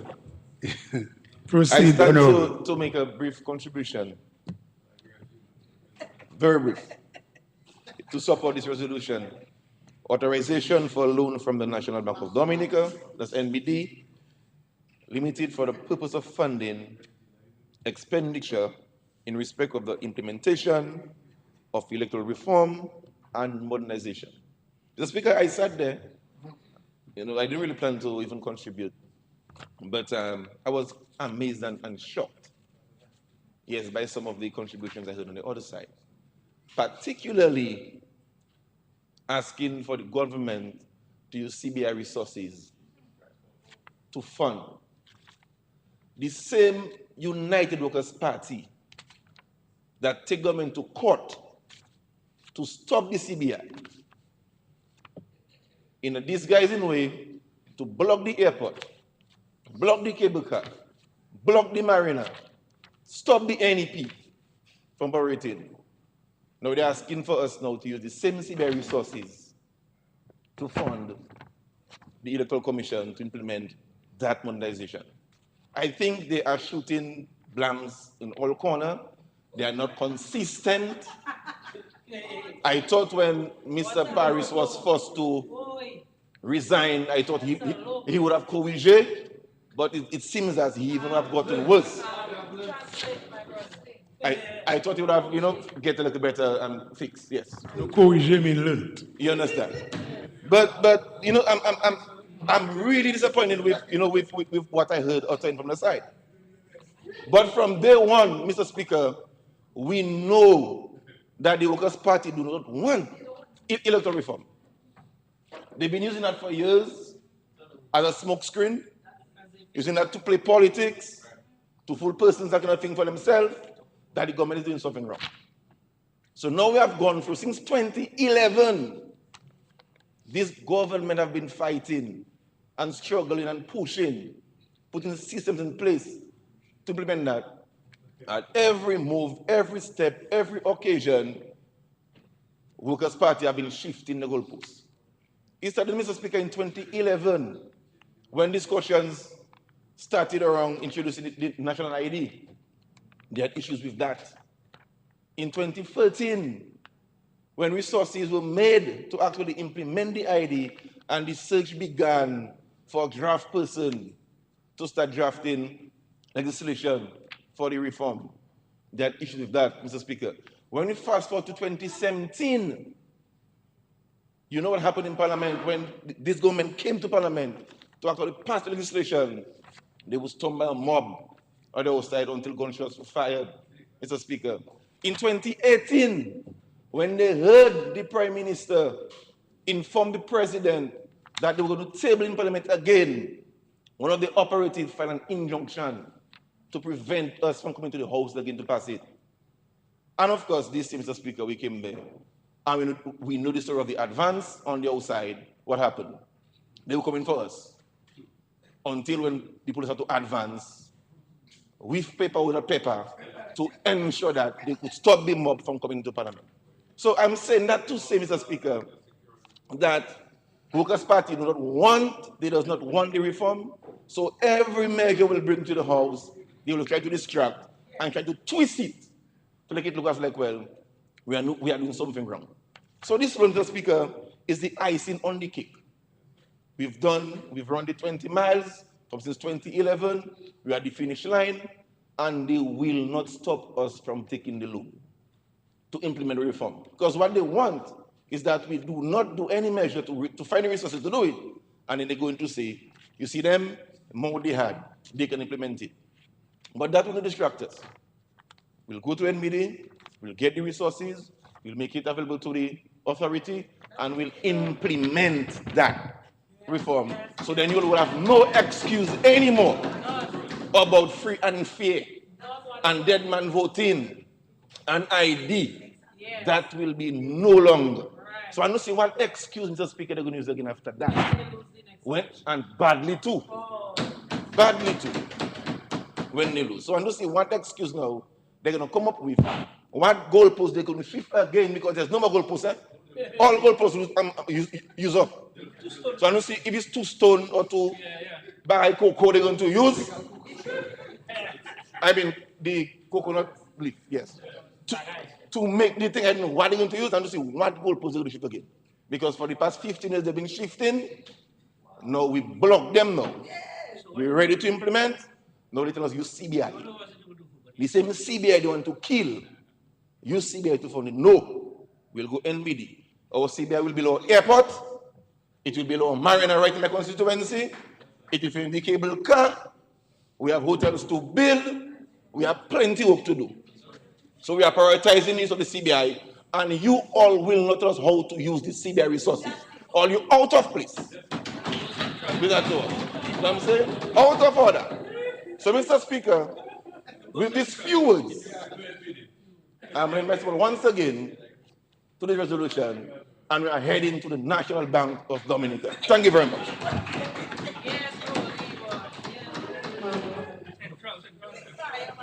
Mr. Speaker, I really plan to say just a few words. It would be remiss of me not to place on record my support for this loan, $6 million, for the purpose which is stated, which is to ensure that the electoral process goes into effect. And as has been said by pretty much every speaker before me, we have been grappling with this electoral reform, electoral modernization, whichever term one wants to use, for several years now. The speaker before me, the honourable member for the Cottage constituency, enumerated the challenges and the obstructions that this government has encountered in seeking to bring about electoral reform.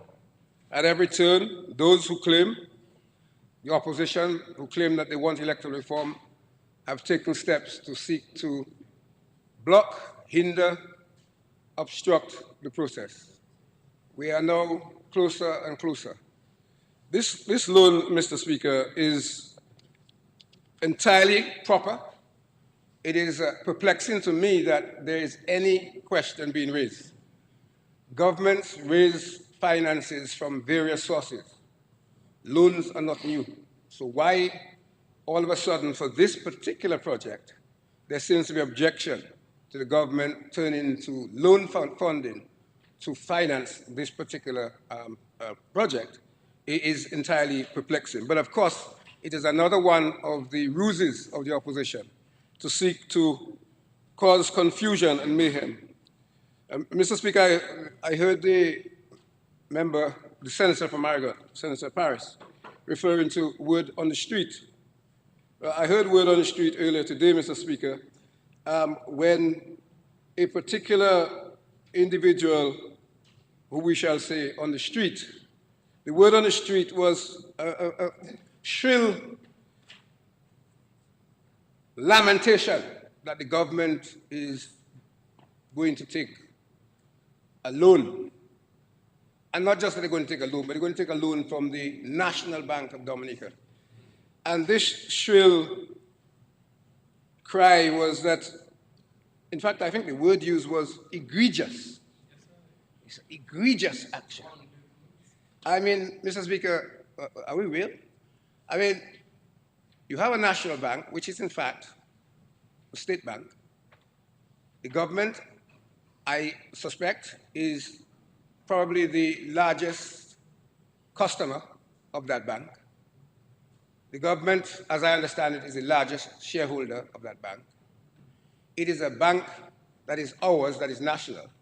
Why it should be so surprising that the government, when it requires funding for a national project, should turn to that institution to get the funding for that project is totally bewildering to me.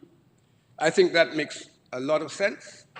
And indeed, when one looks at the terms, they are not unfavorable.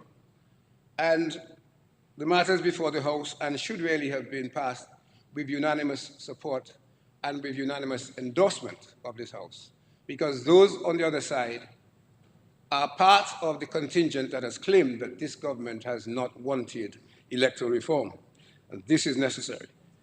The Senator Paris referred to alternatives, and the other speakers, I don't necessarily want to identify each person.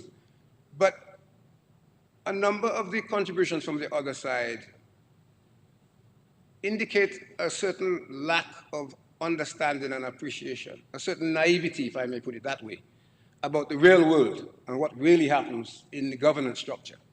The idea that you can engage Commonwealth or whoever to give you funding for electoral reform is total fantasy land.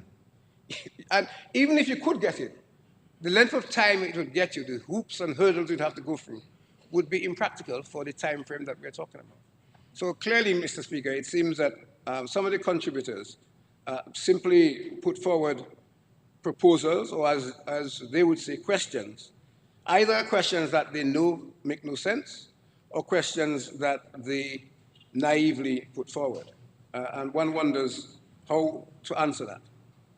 Transparency, I don't think it gets much more transparent than bringing the matter to the House of Assembly, allowing everybody to be able to contribute, and allowing the terms to be clear for all to see.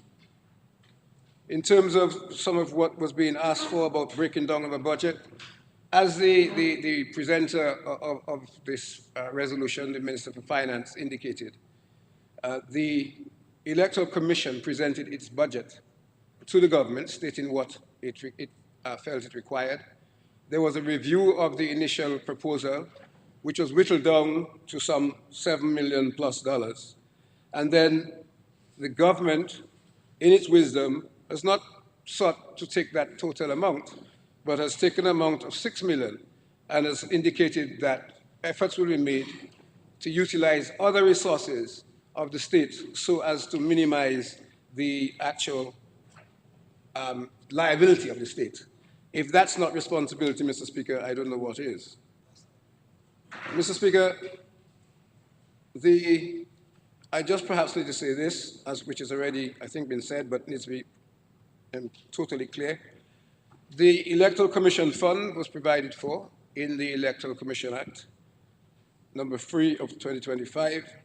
It makes clear that the fund will be administered by the Chief Elections Officer. The funding will essentially be made available by the government. But it also makes clear, Mr. Speaker, that the fund will be administered pursuant to or in accordance with the Finance Administration Act. That is to say that whilst the fund will be administered by the Commission and the administrator, for want of a better term, of the fund, has to be cognizant of the Finance Administration Act and the rules and regulations which apply to it. So there is provision for oversight. There's also provision for the Director of Audit to be able to audit the fund and the relevant accounts, and a requirement for the Commission to submit accounts as stipulated in the Act. I think it's within 3 months of the end of the financial year.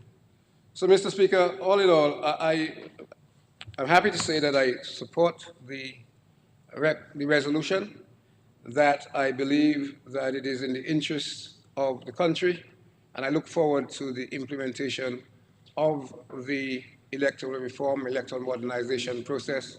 My understanding is that the Commission is about to announce shortly the confirmation date, which of course is part of what this funding will go to that process. So with those few words, Mr. Speaker, I give my wholehearted support to the resolution before the House.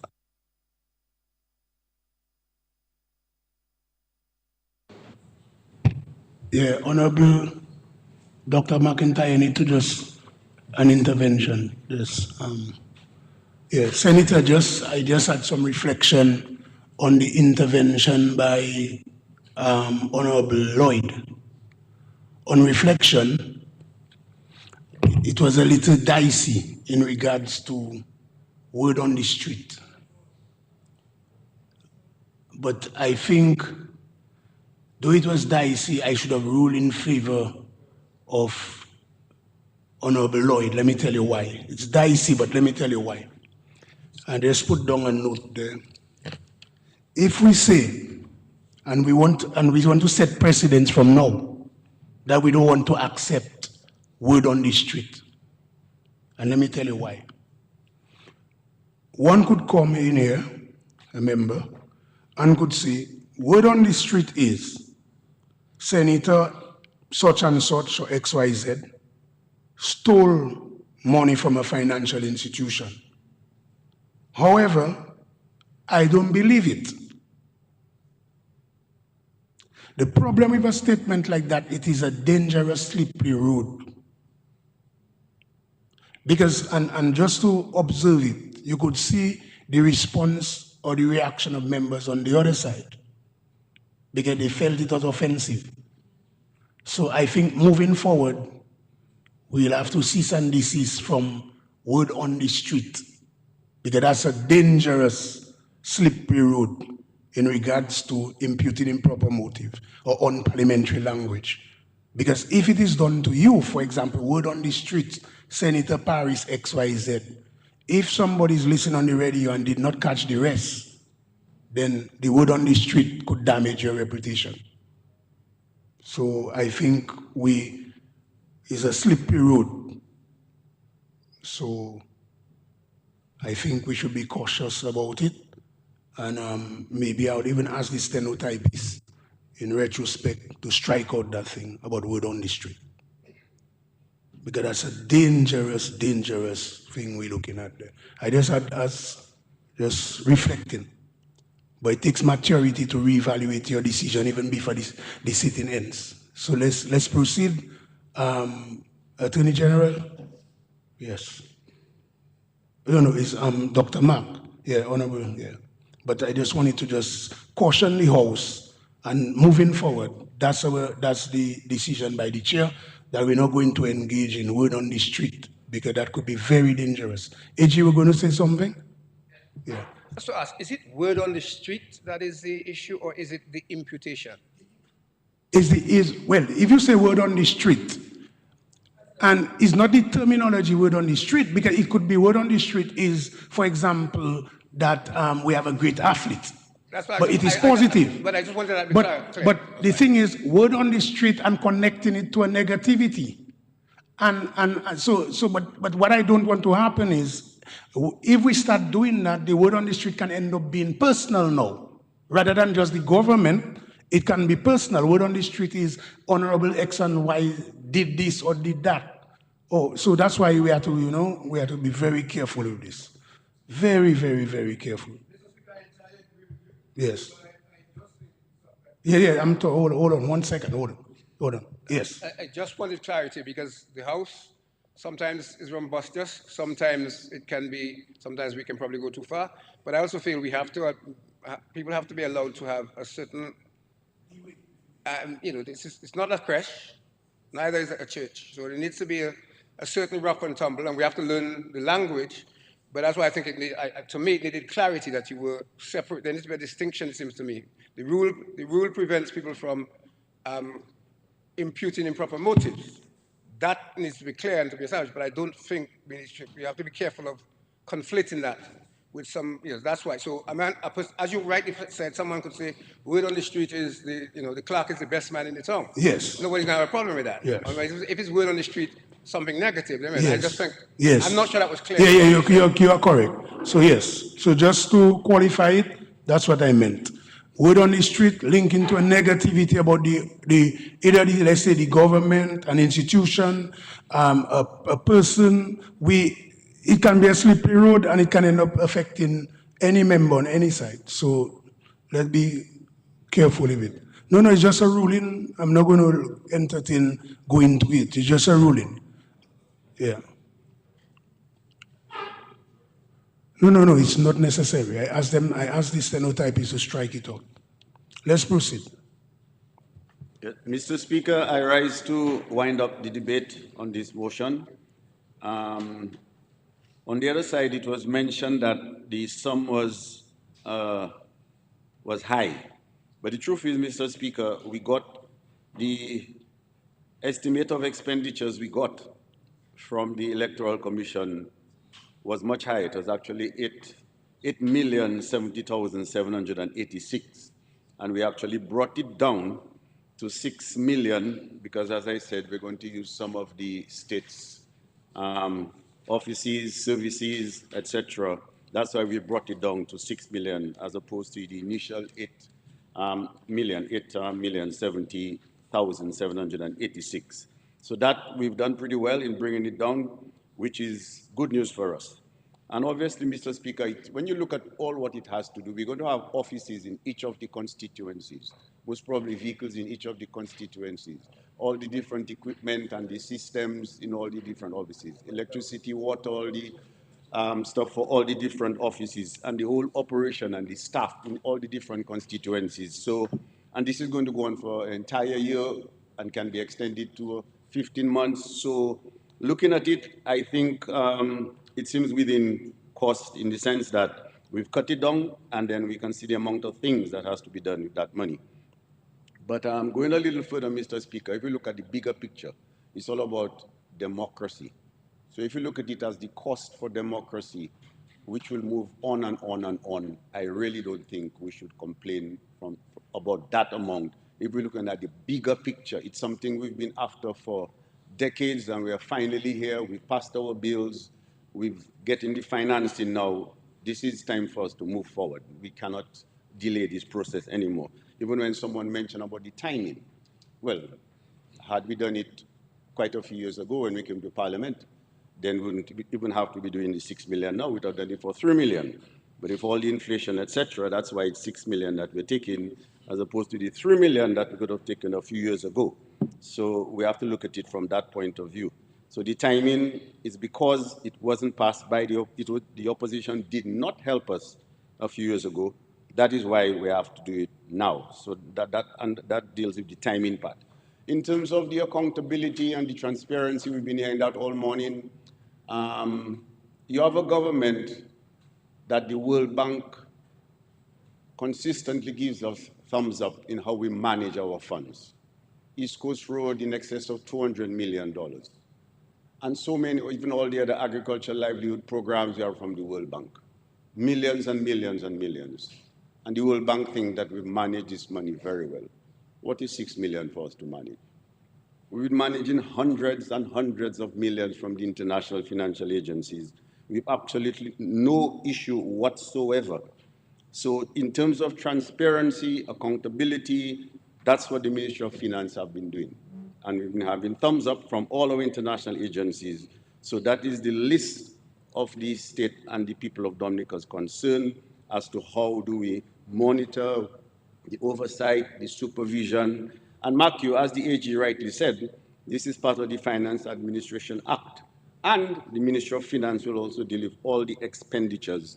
So I want to alleviate the fears of the public in terms of the oversight and the management of such a loan, which we are accustomed to doing much bigger loans, which we've done very satisfactorily. So this should not be an issue. And I do not want the Dominican public to even bother about that point whatsoever. Mr. Speaker, I was about to mention in terms of how do we use our funds, our CBI funds, but Honorable Roye did an excellent job, so I'm not going to repeat this at all. And also in terms of the word on the street, but I must confess that Senator Paris made it abundantly clear that word on the street is incorrect. And I appreciate that. He did say it's incorrect. So that's a good point there for us. In terms of the, excuse me, it was striked out, very correct. It was striked out, excellent. Mr. Speaker, also in terms of the breakdown of the different spendings, I think it would be good if we could do some research before we come in here and then ask your permission to read from it or to mention it. Because, so this morning when someone did mention about we're supposed to get, why don't we get funds from the GCF? And then quickly, I have all my facts that I explained to you. We have almost 11 projects from the GCF. So it doesn't take much to do a little bit of research as to find out what is the exact picture that we're trying to paint, all the information, because knowledge is power. So I'm just giving you an example that it doesn't take much just to research what are the GCF programs we have. Bam, GCF programs, we have 11 of them. Rather than to say, well, maybe we could have gotten the money from GCF, if you get my point. Likewise, in terms of the Article 4, from the IMF. It doesn't take much to just get the copy and read it and see what it's all about. It's public, it's available. So rather than come here and just ask questions, what about this, what about this, what about, the information is already there, Mr. Speaker. So we have to be hungry for information, we have to get the information rather than to come here and ask questions with the intention that trying to blur the whole vision, etc. I think that is being dishonest, and I don't think it is fair, and I think people should do the work, come into Parliament. This is serious business. This is a country that we're running. We cannot just come here and ask for information. We have to go and look for the information as well, if you get my point, Mr. Speaker. But having said all of this, Mr. Speaker, yes, as a government, we've been very prudent and we've been very diligent in our management of our finances and our loans, and this one is no exception. And in terms of the expenditure, we'll be monitoring it. That's what the Ministry of Finance has been doing. We've been doing it pretty well, and this is no exception. We'll do the same thing for this. So with these few words, I think this is an excellent motion that we brought so that we can finally put this electoral reform process behind the modernization behind us. The financing was one of the last bits of the puzzle from the government point of view. Now the Electoral Commission must take over so that we can run the program of electoral reform. I thank you, Mr. Speaker.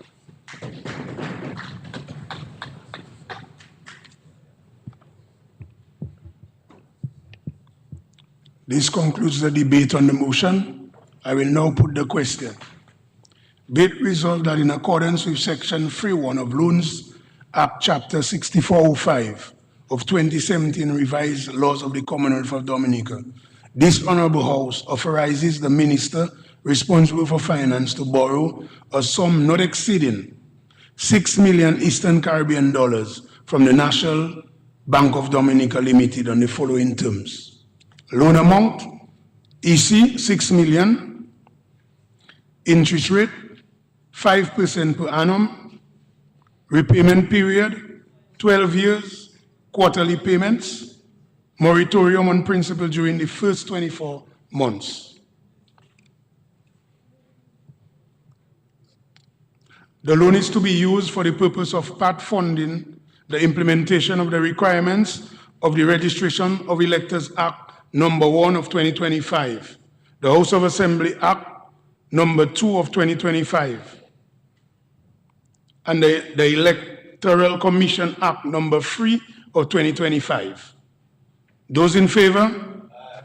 Those against? The ayes have it. The motion has been approved.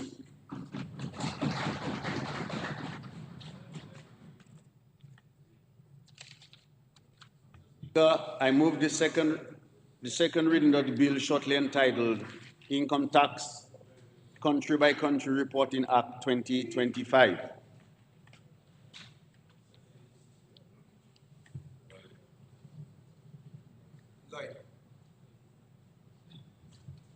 Mr. Speaker, I beg to second the motion. Mr. Speaker, I rise to present the bill titled Income Tax Country by Country Reporting Act 2025. The bill is intended to facilitate Dominica's implementation of the Organization for Economic Cooperation and Development-Based Erosion and Profit Shifting, Action 13. Mr. Speaker, as you are aware, part of the OECD's mandate is to develop global standards, share experiences, and identify best practices, particularly in the area of taxation. These standards are constantly being evaluated by the OECD to ensure their relevance and effectiveness, and where necessary, amendments are made. Once there are significant changes, Dominica is expected to reflect these changes in its legislation and/or administration, whichever applies, so as not to be judged a harmful tax jurisdiction. The OECD's BEPS Action 13 requires all multinational enterprises to mandatory report on a country-by-country basis aggregation information on their worldwide allocation of all revenue, profit, taxes paid, and economic activity. A large M&E group is defined as a group which has a total consolidated group revenue of 850 million United States dollars, that is EC 2.3 billion or more. Mr. Speaker, the bill before the House proposes as follows. Part 1 prescribes the reporting procedures. Is large M&E group who is resident in Dominica for tax purposes is required to file a country-by-country report with the competent authority not later than 12 months after the last day of its fiscal year. The competent authority is the Comptroller of Inland Revenue. The Comptroller shall also give written direction or specification in respect of the content and format of the report, as well as the method of filing. The first reporting year is any fiscal year beginning on or after January 1, 2025. Part 2 mandates the maintenance of records and the use of country-by-country reports. It also requires the Comptroller to preserve the confidentiality of the reports. And Part 3 prescribes offenses and penalties for breaches under the Act and provided the multinational enterprises to appeal penalties imposed by the Comptroller. Part 4, miscellaneous, deals with the report avoidance, provides for the Minister of Finance to make regulations and for the Comptroller to provide guidelines. Mr. Speaker, this government is committed to ensuring Dominica's compliance with these best practices. In February 2021, Cabinet appointed an OECD Global Forum working group comprising officials of the Attorney General's Chambers, the Registry, the Financial Services Unit, and the Inland Revenue to spearhead all other technical matters related to the OECD and Global Forum on Transparency and Exchange of Information for tax purposes. In addition, an international tax unit was established within the Inland Revenue Division to implement the various requirements. Plus, over the past decade, we have sought and received the House approval of several of bills and legislative amendments. All of these actions are aimed at ensuring Dominica's continued compliance. This is a very onerous and costly exercise, but this government has been very responsive to these changes to ensure that Dominica does not get gray or blacklisted to derail the economic strides that we have made. Mr. Speaker, this is relatively a short bill, 22 sections. It increases the reporting requirements for very large multinational companies, but does not affect our Dominica-owned businesses. Therefore, thankfully, there are no direct implications for our local businesses. I commend the bill to the House and encourage all members to give their support. I thank you, Mr. Speaker.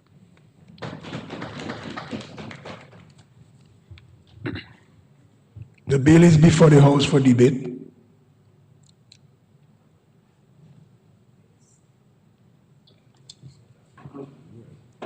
Yes, Honorable Dr. Henderson, you may proceed.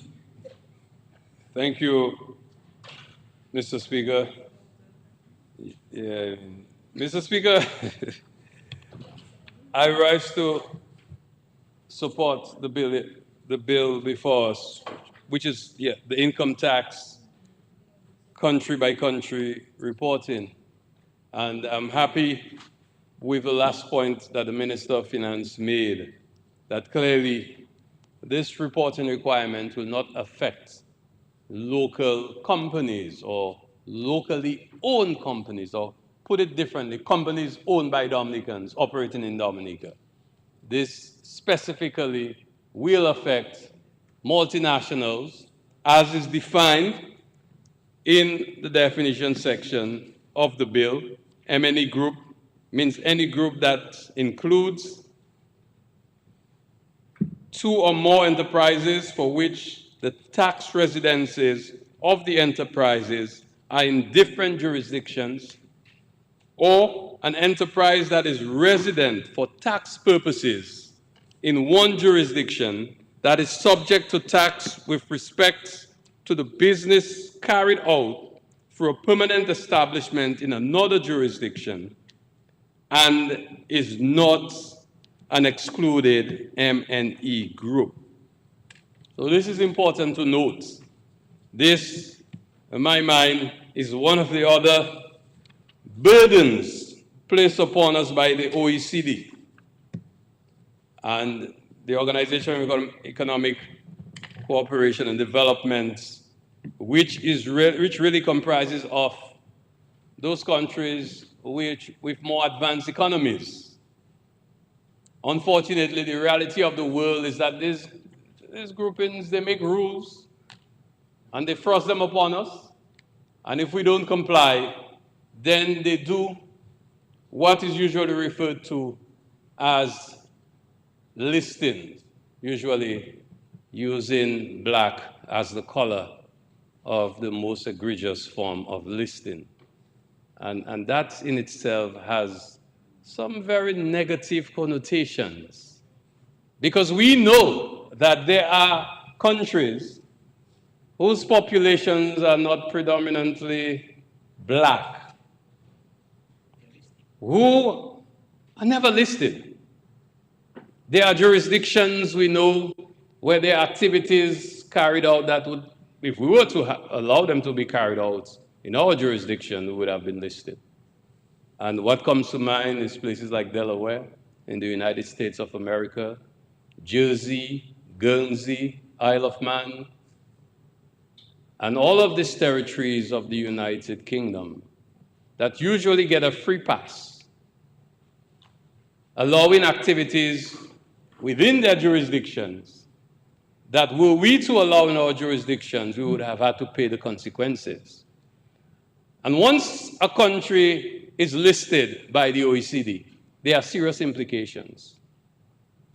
There are serious implications for companies wishing to do business in that jurisdiction. And I recall when we were in the midst of negotiations with a French consortium, a consortium of French companies seeking to build our geothermal plant, to partner with us to build a geothermal plant, more correctly.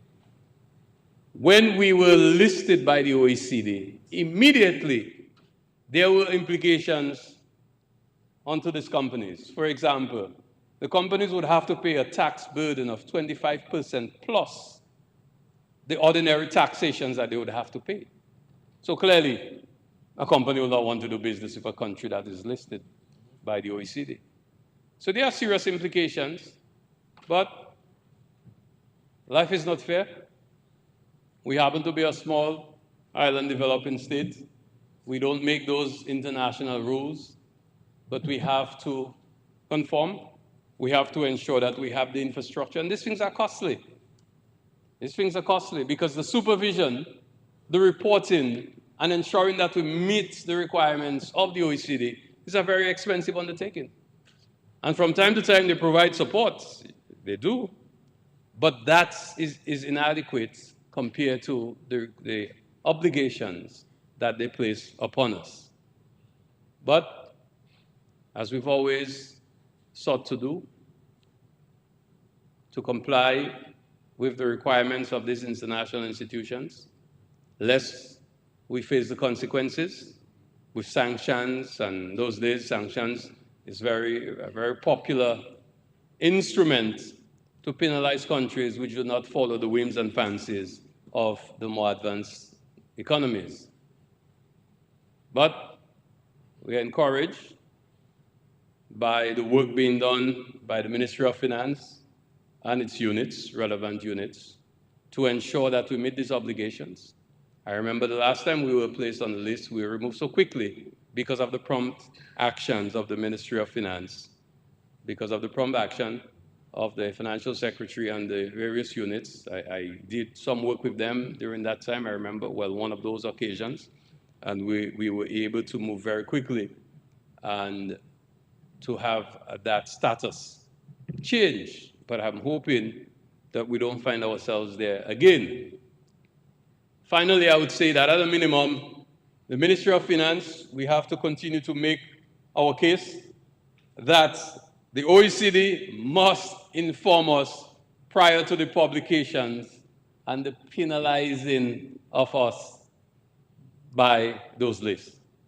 I think that is what we continue to push in the international community, and we must continue to make that voice be heard very clearly, that at a minimum, we should be informed so that the necessary actions, if possible, will be taken and we will not be caught by surprise. I think they always seek to do that, and that is an area of contention that all of us in CARICOM continue to raise, and I hope that that message will be made loud and clear, and that, in fact, something will be done to ensure that countries can cooperate if there are breaches that have been identified by the OECD, so that we can work on them, given time to cure, and failure to do that could lead to, of course, penalizing that country by listing. But if all of a sudden you just know that one day you wake up to the news that you're listed, that, is really, can really be unfair, because sometimes when you find out the reasons, I remember the last time when the EU did this to us, they were the ones who were wrong. It was their mistake, and quickly they corrected it. But we have to ensure that that case continues to be made to remove that pressure that can be unduly placed on us, and to ensure that we cooperate with the OECD and other international organizations when and where necessary. Mr. Speaker, I support the bill.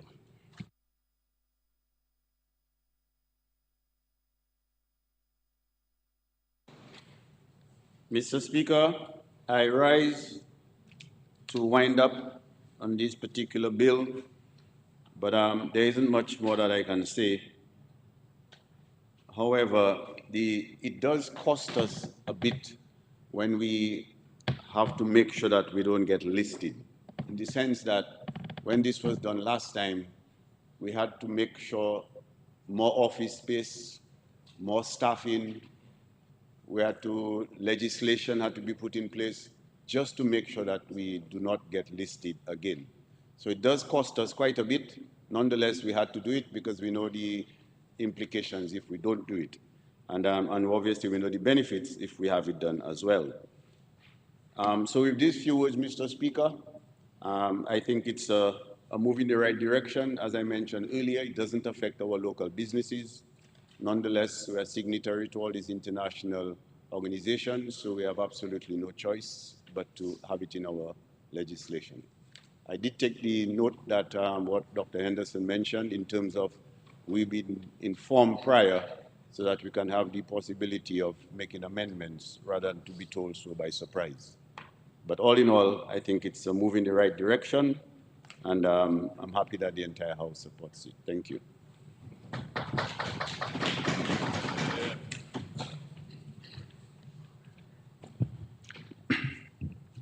This concludes the debate. It has been moved and seconded that the bill shortly entitled Income Tax Country by Country Reporting Act 2025 be read a second time. Those in favor? Those against? The ayes have it. The bill will now be read a second time. Income Tax Country by Country Reporting Act 2025. The bill will now stand committed to a committee of the whole House to be considered clause by clause.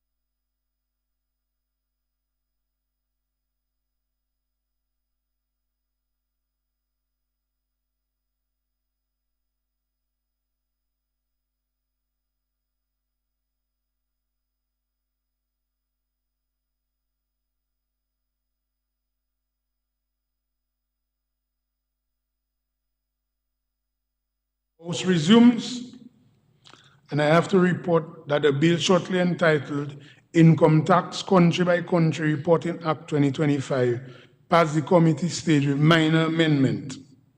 The question is that the report of the committee on the bill be adopted. Those in favor? Those against? The ayes have it.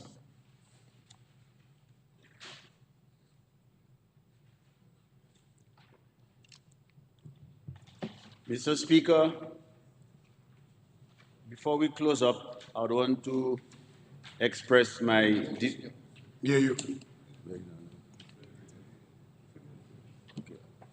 Mr. Speaker, I move that the bill shortly entitled Income Tax Country by Country Reporting Act 2025 be read a third time and passed.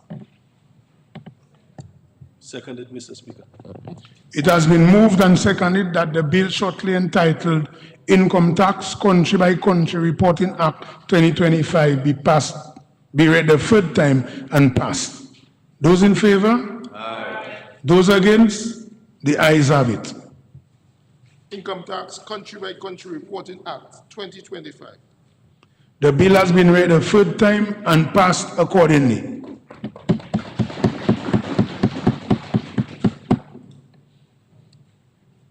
Mr. Speaker, before we close up, I would want to extend my deepest thanks to my colleagues and on this side of the House, and I'd also want to express thanks to the colleagues on the other side of the House as well.